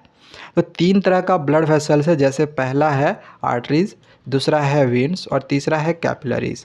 आर्टरीज़ का बात करें तो जो आर्टरीज़ होती है ये ऑक्सीजनेटेड ब्लड को हार्ट से पूरे बॉडी पार्ट्स में कैरी करती है। ऐसे भी हम लोग समझे कि ऑक्सीजन क्या करता है, ऑक्सीजन ऑक्सीजनेटेड ब्लड को कैरी करता है। तो जो आर्टरीज होती है वो ऑक्सीजनेटेड ब्लड को हार्ट से पूरे बॉडी पार्ट में कैरी करता है। बट यहाँ पे एक एक्सेप्शन है कि जो पुल्मोनरी आर्टरी होती है वो सिर्फ डीऑक्सीजनेटेड ब्लड को ही हार्ट से लंग तक लेकर जाती है। इसमें आर्टरीज में कोई भी वाल्व्स प्रेजेंट नहीं रहता है। Blood flows with high pressure, मतलब आर्टरीज में जो ब्लड प्रेशर जो ब्लड होती है वो हाई प्रेशर से फ्लो करती है। ये थिक होती है और इलास्टिक होती है। जबकि जो वीन्स होता है ठीक इसी का अपोजिट। जैसे आर्टरीज ऑक्सीजनेटेड ब्लड को कैरी किया, जितने भी आर्टरीज होंगे, ठीक है, तो सारे आर्टरी डीऑक्सीजनेटेड ब्लड को जितने भी आर्टरीज होते हैं वो ऑक्सीजनेटेड ब्लड को कैरी करता है। बिल्कुल इसी तरह से जो वीन्स होते हैं, सारे जो वीन होंगे वो डीऑक्सीजनेटेड ब्लड को कैरी करता है बॉडी से हार्ट तक, ठीक है। देखो फ्लो समझो, ये हार्ट से पूरे बॉडी पार्ट में जाता है आर्टरी के थ्रू, और पूरे मतलब बॉडी से हार्ट में जाना, एक हार्ट से बॉडी में जाना और बॉडी से हार्ट में जाना, दोनों में अंतर है ना। तो ये हार्ट से बॉडी में लेकर जाता है आर्टरीज, और वीन्स में बॉडी से हार्ट में आता है, ठीक है। तो वीन्स जो होता है वो डीऑक्सीजनेटेड ब्लड को बॉडी से हार्ट तक लेकर आता है, कैरी करता है। लेकिन इसी में उसी तरह से एक्सेप्शन है कि जो पुल्मोनरी वीन है वो सिर्फ ऑक्सीजनेटेड ब्लड को ही कैरी करता है, मतलब लंग्स से हार्ट तक लेकर आता है। ये हार्ट से लंग्स तक लेके गया, ये लंग्स से हार्ट तक लेकर आया। इसमें वाल्व्स प्रेजेंट रहता है, इसमें कोई वाल्व्स प्रेजेंट नहीं था। इसमें ब्लड प्रेशर जो फ्लो होता है विथ मतलब बहुत प्रेशर में होता है, बट बहुत ज़्यादा प्रेशर में नहीं होता है। इसके कंपैरिजन में ये कम प्रेशर में होता है। ये थिन होता है बट ये लेस इलास्टिक होता है। मतलब ऐसा समझो ये थिक मतलब मोटा होता है और इलास्टिक होता है, और थिन मतलब ये पतला होता है और कम इलास्टिक होता है। इलास्टिक होता है बट बहुत लेस। अगर हम कैपिलरीज़ का बात करें तो ये क्या होता है, तो capillaries are thin blood vessels between arteries and veins. जो कैपिलरीज होता है वो बहुत पतले पतले ब्लड वेसल्स होते हैं, ठीक है, आर्टरीज और वीन्स के बीच में। तो ये आपको समझ में आ गया होगा। आर्ट में यहाँ पे आपको कैपिलरीज जो है वो ना दिखा देता हूँ। देखो ये वाली कैपिलरीज है, तो ये है आर्टरी और ये है वीन्स। तो इन दोनों के बीच में देखो यहाँ पे ये दिखाई दे रहा होगा कि पतला पतला यहाँ पे दिखाई दे रहा होगा जो ब्लड वेसल्स है वो, ठीक है। तो ये आपको समझ में आ गया होगा। चलो अब यहाँ पे एक फ्लो चार्ट दिया गया है जो अभी हमने ऊपर में बताया वही चीज़ है।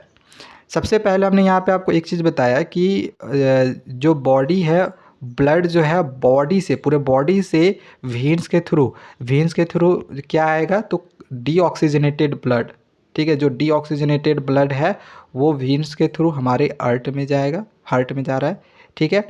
और फिर इसी हार्ट से जो पुलमोनरी आर्टरी है, पुलमोनरी आर्टरी के थ्रू जो कार्बन डाइऑक्साइड है यानी डीऑक्सीजनेटेड जो ब्लड है वो हमारे लंग्स में जा रहा है। और फिर लंग्स से जो पुलमोनरी वेन है, पुलमोनरी वेन देखो हमेशा कैरी करता है डीऑक्सीजनेटेड ब्लड को, लेकिन पुलमोनरी वेन एक जो एक्सेप्शन थी, ये ऑक्सीजनेटेड ब्लड को कैरी किया हार्ट से, ये हार्ट तक लंग्स से ये हार्ट तक पहुंचा दिया। और फिर इस हार्ट से जो ऑक्सीजनेटेड ब्लड है ये पूरे हमारे बॉडी पार्ट्स में चला जाता है। तो इस फ्लो चार्ट को बस आप लोग को अगर याद रख लेते हो तो आपका ट्रांसपोर्ट वाला ईजिली कंप्लीट हो जाएगा, कोई दिक्कत आपका नहीं होगा। ओके, आगे यहाँ पे है कि human body blood Passage through the heart twice. Human body में जो ब्लड पास होता है वो 2 बार होता है। This type of circulation is called double circulation. देखो यहाँ पे 2 बार पास हो रहा है ना, देखो एक बार इधर से आया फिर एक बार इधर से आया, तो 2 बार पास हो रहा है, तो इस वजह से इसको हम डबल सर्कुलेशन कहते हैं। अब ये हार्ट वर्क किस तरह से करता है, चलिए इसको समझते हैं। तो सबसे पहले तो इसमें ये दे दिया गया है कि जो डीऑक्सीजनेटेड ब्लड होता है, ठीक है, जो डीऑक्सीजनेटेड ब्लड होता है, डीऑक्सीजनेटेड ब्लड को कैरी कौन करता है, अभी हमने आप लोग को बताया था वेन्स, याद रखना, ठीक है। तो जो डीऑक्सीजनेटेड ब्लड रहता है वो comes from body to right atrium, हमारे बॉडी से राइट एट्रियम यानी कि हमारे हार्ट में आता है, जो हार्ट में का राइट एट्रियम है, देखो ये वाला राइट एट्रियम, ये वाला वेन्स है, ठीक है, ये वाला वेन्स है।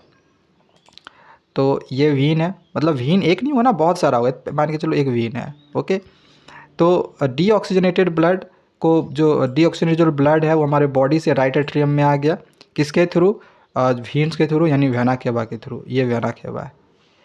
ओके, चलो यहाँ पे समझ में आ गया। अच्छा, एक चीज़ और समझना कि जो वेन है एक तो इधर प्रेजेंट है वेना केवा, और एक वेना केवा इधर भी प्रेजेंट है, ठीक है। इसको मैं एक बार और दिखाता हूँ। एक जो वेना केवा हमने देखा, यानी जो वेन्स है, एक तो यहाँ पे प्रेजेंट है और एक यहाँ पर भी प्रेजेंट है।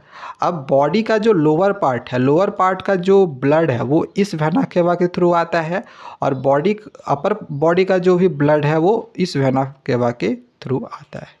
ओके, समझ में आ गया होगा। तो सबसे पहले क्या होता है कि जो ब्लड है वो राइट एट्रियम में आता है, यहाँ पे जैसे जो ब्लड है वो आ गया, देन फिर ये राइट वेंट्रिकल में चला जाता है, ठीक है, ये ठीक है, ये वाल्व के थ्रू ये राइट वेंट्रिकल में आ गया ब्लड। ओके, सबसे पहले ये जो ब्लड था, जो डीऑक्सीजनेटेड ब्लड था वो राइट एट्रियम में आया, फिर इस वाल्व के थ्रू जो डीऑक्सीजनेटेड ब्लड है वो राइट वेंट्रिकल में आ गया। ओके, अब ये राइट वेंट्रिकल में जैसे ही ये ब्लड आता है, ठीक है, मान के चलो ये ब्लड है, ये राइट वेंट्रिकल में जैसे ही आता है, तो फिर ये राइट वेंट्रिकल क्या करता है, पंप करता है ब्लड को हमारे लंग्स तक, ठीक है, हमारे लंग्स तक पंप करता है। तो लंग्स तक कैसे जाता है, तो थ्रू पुलमोनरी आर्टरी के थ्रू। जैसे यहाँ पे देखो, ये यहाँ से पंप किया, ठीक है, पंप किया, यहाँ पे देखो ये पुलमोनरी आर्टरी है, इसके थ्रू, तो ये पुलमोनरी आर्टरी के थ्रू आ गया, ठीक है। मैं यहाँ पे आपको इस फिगर में दिखाता हूँ, ज़्यादा अच्छे से क्लियर होगा, ठीक है। देखो यहाँ पे ये था राइट वेंट्रिकल, ठीक है, ऊपर में राइट एट्रियम था, ये राइट था वेंट्रिकल था। यहाँ से देखो ये पंप कर दिया, और पंप करने के बाद देखो ये पुलमोनरी आर्टरी के थ्रू हमारे लंग्स में आता है। यहाँ पे क्लियर हो गया होगा, पुलमोनरी आर्टरी के थ्रू देखो हमारे लंग्स में आ गया। ओके, चलो आगे यहाँ पे आप देखते हैं। अब यहाँ पे जैसे ही हमारे पुलमोनरी आर्टरी के थ्रू हमारे लंग्स में आता है, तो लंग्स में आने के बाद देखो लंग्स में ही गैसेस का एक्सचेंज होता है, ऊपर में ही आप लोग को हमने बताया था। तो वहाँ पे वो क्या करता है कि कार्बन डाइऑक्साइड को ड्रॉप कर देता है और फिर वहाँ से ऑक्सीजन को कैरी कर लेता है। अब ये जो ऑक्सीजनेटेड ब्लड है, क्योंकि डीऑक्सीजनेटेड ब्लड था वो तो अब ऑक्सीजनेटेड हो गया, अब ये जो ऑक्सीजनेटेड ब्लड है ये हमारे लेफ्ट एट्रियम के थ्रू आ जाता है पुलमोनरी वेन्स में, ठीक है। तो यहाँ पे जो लेफ्ट एट्रियम है, ठीक है, यहाँ पे देख लो लेफ्ट एट्रियम है, तो यहाँ पे इसमें इस फिगर में अच्छे से आपका क्लियर होगा। ऊपर वाला में अच्छे से क्लियर नहीं होगा, बट नीचे वाले में अच्छे से क्लियर होगा। देखो यहाँ से सबसे पहले जो ब्लड था इस जगह पे था, ठीक है। जो ऑक्सीजनेटेड ब्लड है यहाँ से आ रहा है, देखो ऑक्सीजनेटेड है और कोटो लिखा हुआ है। इस जगह से कहाँ आ रहा है, पुल्मोनरी वीन में के थ्रू, देखो पुल्मोनरी वीन के थ्रू आ रहा है। कहाँ पे आया, लेफ्ट एट्रियम, सॉरी हाँ लेफ्ट एट्रियम में, यहाँ पे लेफ्ट एट्रियम में आ गया। और फिर ये जो लेफ्ट एट्रियम से यहाँ पे फिर आता है लेफ्ट वेंट्रिकल्स में इस वाल्व्स के थ्रू। तो देखो वही चीज़ यहाँ पे लिखा गया है, जो ऑक्सीजनेटेड ब्लड है वो लेफ्ट एट्रियम से पुल्मोनरी वीन्स के थ्रू, ये पुल्मोनरी वीन था, पुल्मोनरी वीन्स के थ्रू आ गया लेफ्ट एट्रियम में, ठीक है। अब लेफ्ट एट्रियम से चला गया वाल्व्स के थ्रू लेफ्ट वेंट्रिकल में, ठीक है, लेफ्ट वेंट्रिकल में आ गया यहाँ पर। इसके बाद फिर से अब ये जो लेफ्ट वेंट्रिकल में जो ब्लड आया हुआ है, ठीक है, ये ब्लड फिर से पंप करता है और हमारे बॉडी पार्ट्स में चला जाता है आर्टरी के थ्रू या फिर आर्टरीज के थ्रू आप कह सकते हो, ठीक है। तो यहाँ पे ये जैसे ही लेफ्ट वेंट्रिकल में आता है तो लेफ्ट वेंट्रिकल में आने के बाद ये फिर से ये पंप करता है और पंप करने के बाद हमारे पूरे बॉडी पार्ट्स में आर्टरी के थ्रू चला जाता है। ओके, तो ये आपको यहाँ पे पूरा जो इसका एक कहा जाता है कि एक फ्लो चार्ट है वो आई थिंक क्लियर हो गया होगा। देखो यहाँ पे ये जो ब्लड आया लेफ्ट वेंट्रिकल में, ये पंप कर दिया। पंप करने के बाद हमारे पूरे बॉडी पार्ट्स में, जैसे देखो यहाँ पे अदर बॉडी ऑर्गन्स दिया हुआ है, ठीक है। तो यहाँ से पंप करने के बाद पूरे बॉडी पार्ट्स में यहाँ से देखो चला जाता है, जितने भी हमारे आर्टरीज हैं उन आर्टरीज के थ्रू चला जाता है, ठीक है। अब यहाँ पे कुछ और हमें टर्म्स याद रखने हैं, जैसे लिम्फ है। देखो आपका जो फ्लो चार्ट है ना वो पूरा कंप्लीट हो गया है। मैं आपको यहाँ पे एक और फ्लो चार्ट बताऊँगा, फिलहाल इसको आप समझ लो। लिम्फ क्या है, तो this is also a transporter fluid. ये भी एक तरह का ट्रांसपोर्टर फ्लूइड होता है, जैसे ब्लड हो गया ना ट्रांसपोर्टर फ्लूइड, इसी तरह से ये भी एक तरह का ट्रांसपोर्टर फ्लूइड होता है। आगे है the pores present in the walls of capillaries, some amount of plasma, proteins and blood cells escape through intercellular space in the tissue to form lymph. तो ये जो लिम्फ है ये किस तरह से बनता है, तो वो यहाँ पे दिया गया है कि जो भी पोर्स प्रेजेंट होते हैं कैपिलरीज़ के वॉल्स में, जिसमें सम अमाउंट में प्लाज्मा होते हैं, प्रोटीन होते हैं, कुछ ब्लड सेल्स होते हैं, ये बाहर निकल जाते हैं इंटरसेलुलर स्पेस में, ठीक है, मतलब टिश्यू के इंटरसेलुलर स्पेस में, और यहाँ पे आके ये लिम्फ फॉर्म करते हैं, ठीक है। यहाँ पे आप देखो, यहाँ पे बीच बीच में जो ये फिगर को मैं थोड़ा सा जूम करता हूँ, बीच बीच में आपको यहाँ पे ना कुछ कुछ स्पेस दिखाई दे रहे होंगे, ठीक है। देखिए यहाँ पे ये सब स्पेस खाली है ना, तो इन्हीं स्पेस में इसी को कहा गया है इंटरसेलुलर स्पेस। इनमें क्या होता है कि जो लिम्फ है वो फॉर्म करता है।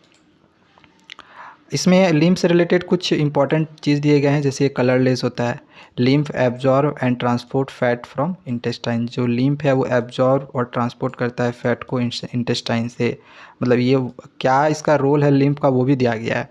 एंड सेकेंड है कि it drain away the excess tissue metabolism, मतलब टिश्यू में जो भी वेस्ट चीज़ें होती है उसको वो रिमूव करता है लिम्फ। ओके, तो ये आपका यहाँ पे क्लियर हो गया होगा। देखो यहाँ पे एक हमने एक अलग ही तरीके से आपके लिए पूरा फ्लो चार्ट बताया हुआ है, ठीक है, कि जैसे ये हार्ट हो गया, हार्ट में जैसे वेना केव प्रेजेंट है एक लोअर बॉडी पार्ट के लिए, एक अपर बॉडी पार्ट के लिए, ठीक है। वेना केव देखो यहाँ प्रेजेंट है। अब इस मतलब वेना के अंदर वेन, ठीक है, तो ये प्रेजेंट है, यहाँ से ब्लड आया, ठीक है, डीऑक्सीजनेटेड ब्लड आता है, याद रखना डीऑक्सीजनेटेड ब्लड आया था, ठीक है। तो ये राइट एट्रियम में है, राइट एट्रियम से ये जो डीऑक्सीजनेटेड ब्लड है यानी कि कार्बन डाइऑक्साइड को ये क्या करता है, कैरी करता है। ये सबसे पहले जाता है राइट वेंट्रिकल में, राइट वेंट्रिकल से पंप होता है डीऑक्सीजनेटेड ब्लड और आ जाता है पुल्मोनरी आर्टरी में, पुल्मोनरी आर्टरी के थ्रू ये चला जाता है हमारे लंग्स में। यहाँ पे ये जो डीऑक्सीजनेटेड ब्लड है यहाँ पे ये इसको ड्रॉप कर देता है और ऑक्सीजनेटेड ब्लड को ये जो है लंग्स से हमारे पुल्मोनरी वेन्स में ये फिर चला जाता है। अब यहाँ पे ये जो ऑक्सीजन है यानी कि ऑक्सीजनेटेड ब्लड ये हमारे लेफ्ट एट्रियम में आता है, फिर लेफ्ट एट्रियम से ये लेफ्ट वेंट्रिकल में आता है, फिर लेफ्ट वेंट्रिकल में ये पंप करता है ऑक्सीजनेटेड ब्लड को और एओर्टा के थ्रू पूरे हमारे बॉडी पार्ट्स में फिर ये ब्लड सर्कुलेट होता है।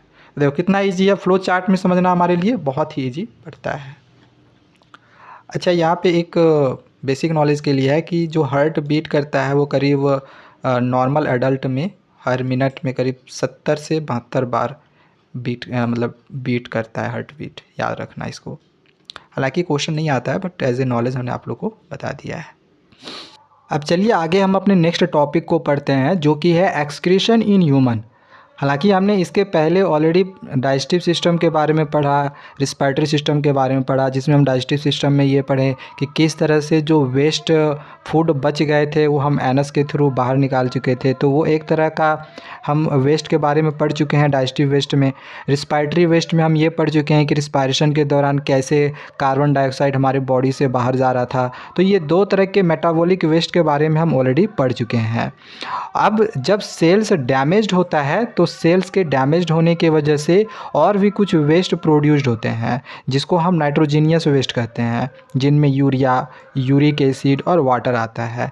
तो ये किस तरह से हमारे बॉडी के बाहर निकलता है, तो यही अभी हम एक्सक्रीशन में पढ़ेंगे। तो एक्सक्रीशन का मतलब आपको समझ में आ गया होगा कि बहुत सारे मेटाबॉलिक एक्टिविटीज़ हमारे बॉडी जो होती है वो करती है, जिसके वजह से वेस्ट जनरेट हो जाते हैं। तो ये जो वेस्ट हैं इनको बॉडी के बाहर करना, यही होता है एक्सक्रीशन। ठीक है, तो चलिए ये जो नाइट्रोजीनियस वेस्ट है ये कैसे इनका एक्सक्रिएट होता है इसको समझते हैं। तो इसको समझने के लिए आपको सबसे पहले इस डायग्राम को थोड़ा बढ़िया से समझना पड़ेगा।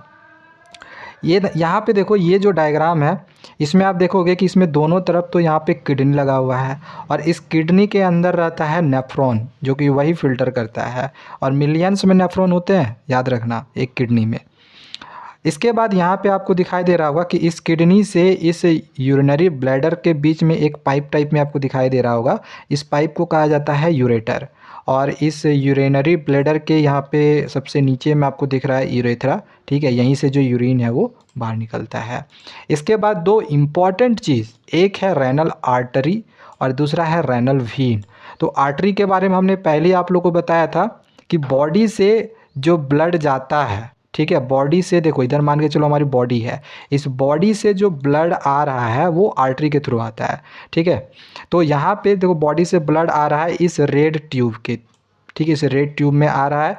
और ये जो ब्लड आता है ना, ये इम्प्योर ब्लड होता है। ठीक है, इसमें बहुत तरह की मेटाबॉलिक चीज़ें, नाइट्रोजनियस वेस्ट इनमें होती हैं, जिनको फ़िल्टर करना रहता है। तो फ़िल्टर करने का काम यहाँ पे ये किडनी करेगा, जिसके अंदर नेफ्रॉन होता है वो करता है। और फिर ये फ़िल्टर कर लेने के बाद जो भी प्योर ब्लड अब बच जाएगा, उस प्योर ब्लड को ये जो दिखाई दे रहा है एक ब्लू कलर में, ये ट्यूब, मतलब इसको कहा जाता है रेनल वेन। तो इस रेनल वेन के थ्रू जो प्योर ब्लड है ये फिर हमारे बॉडी पार्ट में चला जाता है। सिंपल यही है। अब चलो यहाँ पे ह्यूमन का एक्सक्रीटरी सिस्टम अच्छे से समझते हैं। फिगर तो समझ में आ ही गया होगा। तो ह्यूमन का एक्सक्रीटरी सिस्टम के लिए आपको याद रखना है कि इसमें दो किडनीज होते हैं, यूरेटर्स होता है, यूरिनरी ब्लैडर होता है और यूरेथ्रा होता है। ये हम समझ चुके हैं ऑलरेडी। इसके बाद किडनी क्या है, तो किडनी एक बीन शेप्ड ऑर्गन है। ठीक है, बीन शेप में दिखाई दे रहा है। ये क्या करता है, तो ब्लड को फिल्टर करता है और वेस्ट जो होते हैं उसको रिमूव करता है, रिमूव करने का काम करता है। यूरेटर क्या करता है, तो it drain out urine from kidney. Kidney से यूरिन को बाहर निकालने का काम जो है वो यूरेटर का होता है। ठीक है, मतलब किडनी से यूरिनरी ब्लैडर तक, देखो ये किडनी है, इस किडनी से यूरिनरी ब्लैडर तक यूरेटर क्या करता है, जो यूरिन होता है उसको लेकर आता है। ठीक है, यही है। आगे है यूरिनरी ब्लैडर। तो यूरिनरी ब्लैडर क्या कर रहा है, यहाँ पे यूरिन को ये स्टोर करने का काम कर रहा है, और यूरेथ्रा के थ्रू हमारे बॉडी के मतलब बाहर जो भी यूरिन है वो बाहर जाता है। तो बस यही है। अब जैसे किडनी के अंदर में ये नेफ्रॉन प्रेजेंट है, तो मेन जो वर्क करता है किडनी के अंदर में वो कौन करता है, नेफ्रॉन ही करता है। तो इस वजह से नेफ्रॉन को फिल्ट्रेशन यूनिट ऑफ किडनी कहा जाता है। ये 1 मार्क्स में क्वेश्चन एग्जामिनेशंस में आता है, तो इसको एकदम रट लेना कि फिल्ट्रेशन यूनिट ऑफ किडनी कौन है, नेफ्रॉन। अब आगे है कि it consist of a tube which is connected to duct. इसमें एक तरह का ट्यूब होता है जो कि डक्ट से कनेक्ट रहता है। यहाँ पे आप इस ट्यूब को देख ही रहे होगे। ठीक है, ये यहाँ पे देखो डक्ट है, इसमें यहाँ पे जो आपको दिखाई दे रहा है, ठीक है, यहाँ पे इसमें देखने का कोशिश करो। ठीक है, तो इस डक्ट में यहाँ पर हर जगह जो होता है ये मिलियंस में नेफ्रॉन जो होते हैं वो कनेक्टेड रहते हैं। तो यहाँ पे फ़िलहाल अभी आप एक नेफ्रॉन का यहाँ पे फिगर देख रहे हो। ठीक है, यहाँ पर ओके। चलो तो आगे और यहाँ पे क्या दिया गया है, इसमें हमें क्या क्या और पढ़ना है इसको समझ लो। तो एक तो हम यहाँ पे समझ लिए कि ये जो नेफ्रॉन है इसमें ट्यूब होता है जो कि डक्ट के साथ कनेक्ट रहता है, और साथ ही साथ एक कप शेप्ड बॉमन्स कैप्सूल के भी इसमें रहता है। देखो ये वाला जो दिखाई दे रहा है ये है बॉमन्स कैप्सूल। अब बॉमन्स कैप्सूल क्या है, तो ये एक बहुत ही इम्पॉर्टेंट रोल प्ले करता है किडनी को फ़िल्टर करने, मतलब ब्लड को फ़िल्टर करने का। क्योंकि बॉमन्स कैप्सूल ही क्या करता है ना कि जो अनफिल्टर्ड ब्लड से, यानी जो इम्प्योर ब्लड है जो कि रेनल आर्टरी से आता है, ठीक है, रेनल आर्टरी से आता है, यानी रेड वाला जो पाइप है हमने आप लोगों को बताया था ये रेनल आर्टरी है। देखो यहाँ से इन अनफिल्टर्ड ब्लड आ रहा है, यानी इम्प्योर ब्लड आ रहा है इस बॉमन्स कैप्सूल में, यहाँ पे आ गया। अब ये बॉमन्स कैप्सूल क्या करता है, इस अनफिल्टर्ड ब्लड को फ़िल्टर करने का काम करता है, ठीक है, फ़िल्टर कर दिया, जो कि ये ट्यूब्यूल से कनेक्टेड रहता है। यहाँ पे अगर आप देखोगे तो ये जो बॉमन्स कैप्सूल है, देखो यहाँ पे ये ट्यूब्यूल है, ये वाला पार्ट जो है ट्यूब्यूल है, ये कनेक्टेड है, ठीक है, तो ये कनेक्टेड रहता है। तो अनफिल्टर्ड ब्लड को तो ये फ़िल्टर कर दिया, ये बॉमन्स कैप्सूल जो भी इस रेनल आर्टरी से जो भी अनफिल्टर्ड ब्लड आया, इम्प्योर ब्लड आया, ये फ़िल्टर कर दिया, अब ब्लड साफ़ हो गया। अच्छा, यहाँ पे दिया गया है कि सब्सटेंसेस एब्जॉर्ब बाय बॉमन्स कैप्सूल। कौन कौन से सब्सटेंसेस होते हैं जो कि ये बॉमन्स कैप्सूल एब्जॉर्ब करता है, क्योंकि ब्लड के साथ ये सारी चीज़ें आती हैं, ठीक है, सारे सब्सटेंसेस आते हैं, तो फ़िल्टर कैसे करेगा, इसको एब्जॉर्ब करेगा तो फ़िल्टर हो गया, ठीक है। तो जैसे glucose, amino acid, water, urea, uric acid, ये कुछ सब्सटेंसेस हैं जो कि बॉमन्स कैप्सूल एब्जॉर्ब करता है, और एब्जॉर्ब कर लेने के बाद फिर ये ब्लड जो है वो ट्यूब्यूल में आ जाता है, ये वाला ट्यूब्यूल है, ठीक है, ये ट्यूब्यूल इस तरह से यहाँ पर ये जो ब्लड है ये इस तरह से आता है। अब ये जो आपको एक यू टाइप में स्ट्रक्चर यहाँ पे जो दिखाई दे रहा है ना, तो इसमें यहाँ पे कुछ ये देखो ब्लू और रेड कलर से कनेक्टेड रहती हैं कैपिलरीज, ठीक है। तो फिलहाल इसको हम कहते हैं, इतना समझना कि यहाँ पे ये जो यू टाइप में आपको दिखाई दे रहा है ये बना हुआ है, इसको कहा जाता है हैनल्स लूप, ठीक है, हैनल्स लूप। तो ये जो ब्लड कैपिलरीज यहाँ पे अभी मैंने आप लोगों को दिखाया था ब्लू और रेड कलर में, तो ब्लड कैपिलरीज मतलब इसके चारों तरफ, इस हैनल्स लूप के चारों तरफ ब्लड कैपिलरीज होती हैं, जो कि यहाँ पे ये जो रीअब्जॉर्ब जो ये एब्जॉर्ब किया था बॉमन्स कैप्सूल, इसको दोबारा से ये हैनल्स लूप में जो ब्लड कैपिलरीज आती हैं, ये ब्लड कैपिलरीज दोबारा से रीएब्जॉर्ब करती है, एब्जॉर्ब मतलब कर लेती है ग्लूकोज और एमिनो एसिड को, इन दोनों को दोबारा से ये एब्जॉर्ब करती है, ठीक है। बॉमन्स कैप्सूल तो एब्जॉर्ब किया है, उसके साथ ही साथ ये भी एब्जॉर्ब करता है, यहाँ पे जो ब्लड कैपिलरीज प्रेजेंट है ये भी एब्जॉर्ब कर लेता है ग्लूकोज और एमिनो एसिड को जो भी प्रेजेंट रहता है। और बाकी जो भी रिमेनिंग वेस्ट बच गया, जैसे कि यूरिन हो गया, तो वो आ जाता है डक्ट्स में, ठीक है, यहाँ से जो यूरिन है वो आ गया इस डक्ट्स में, ठीक है, इस डक्ट्स में आ गया।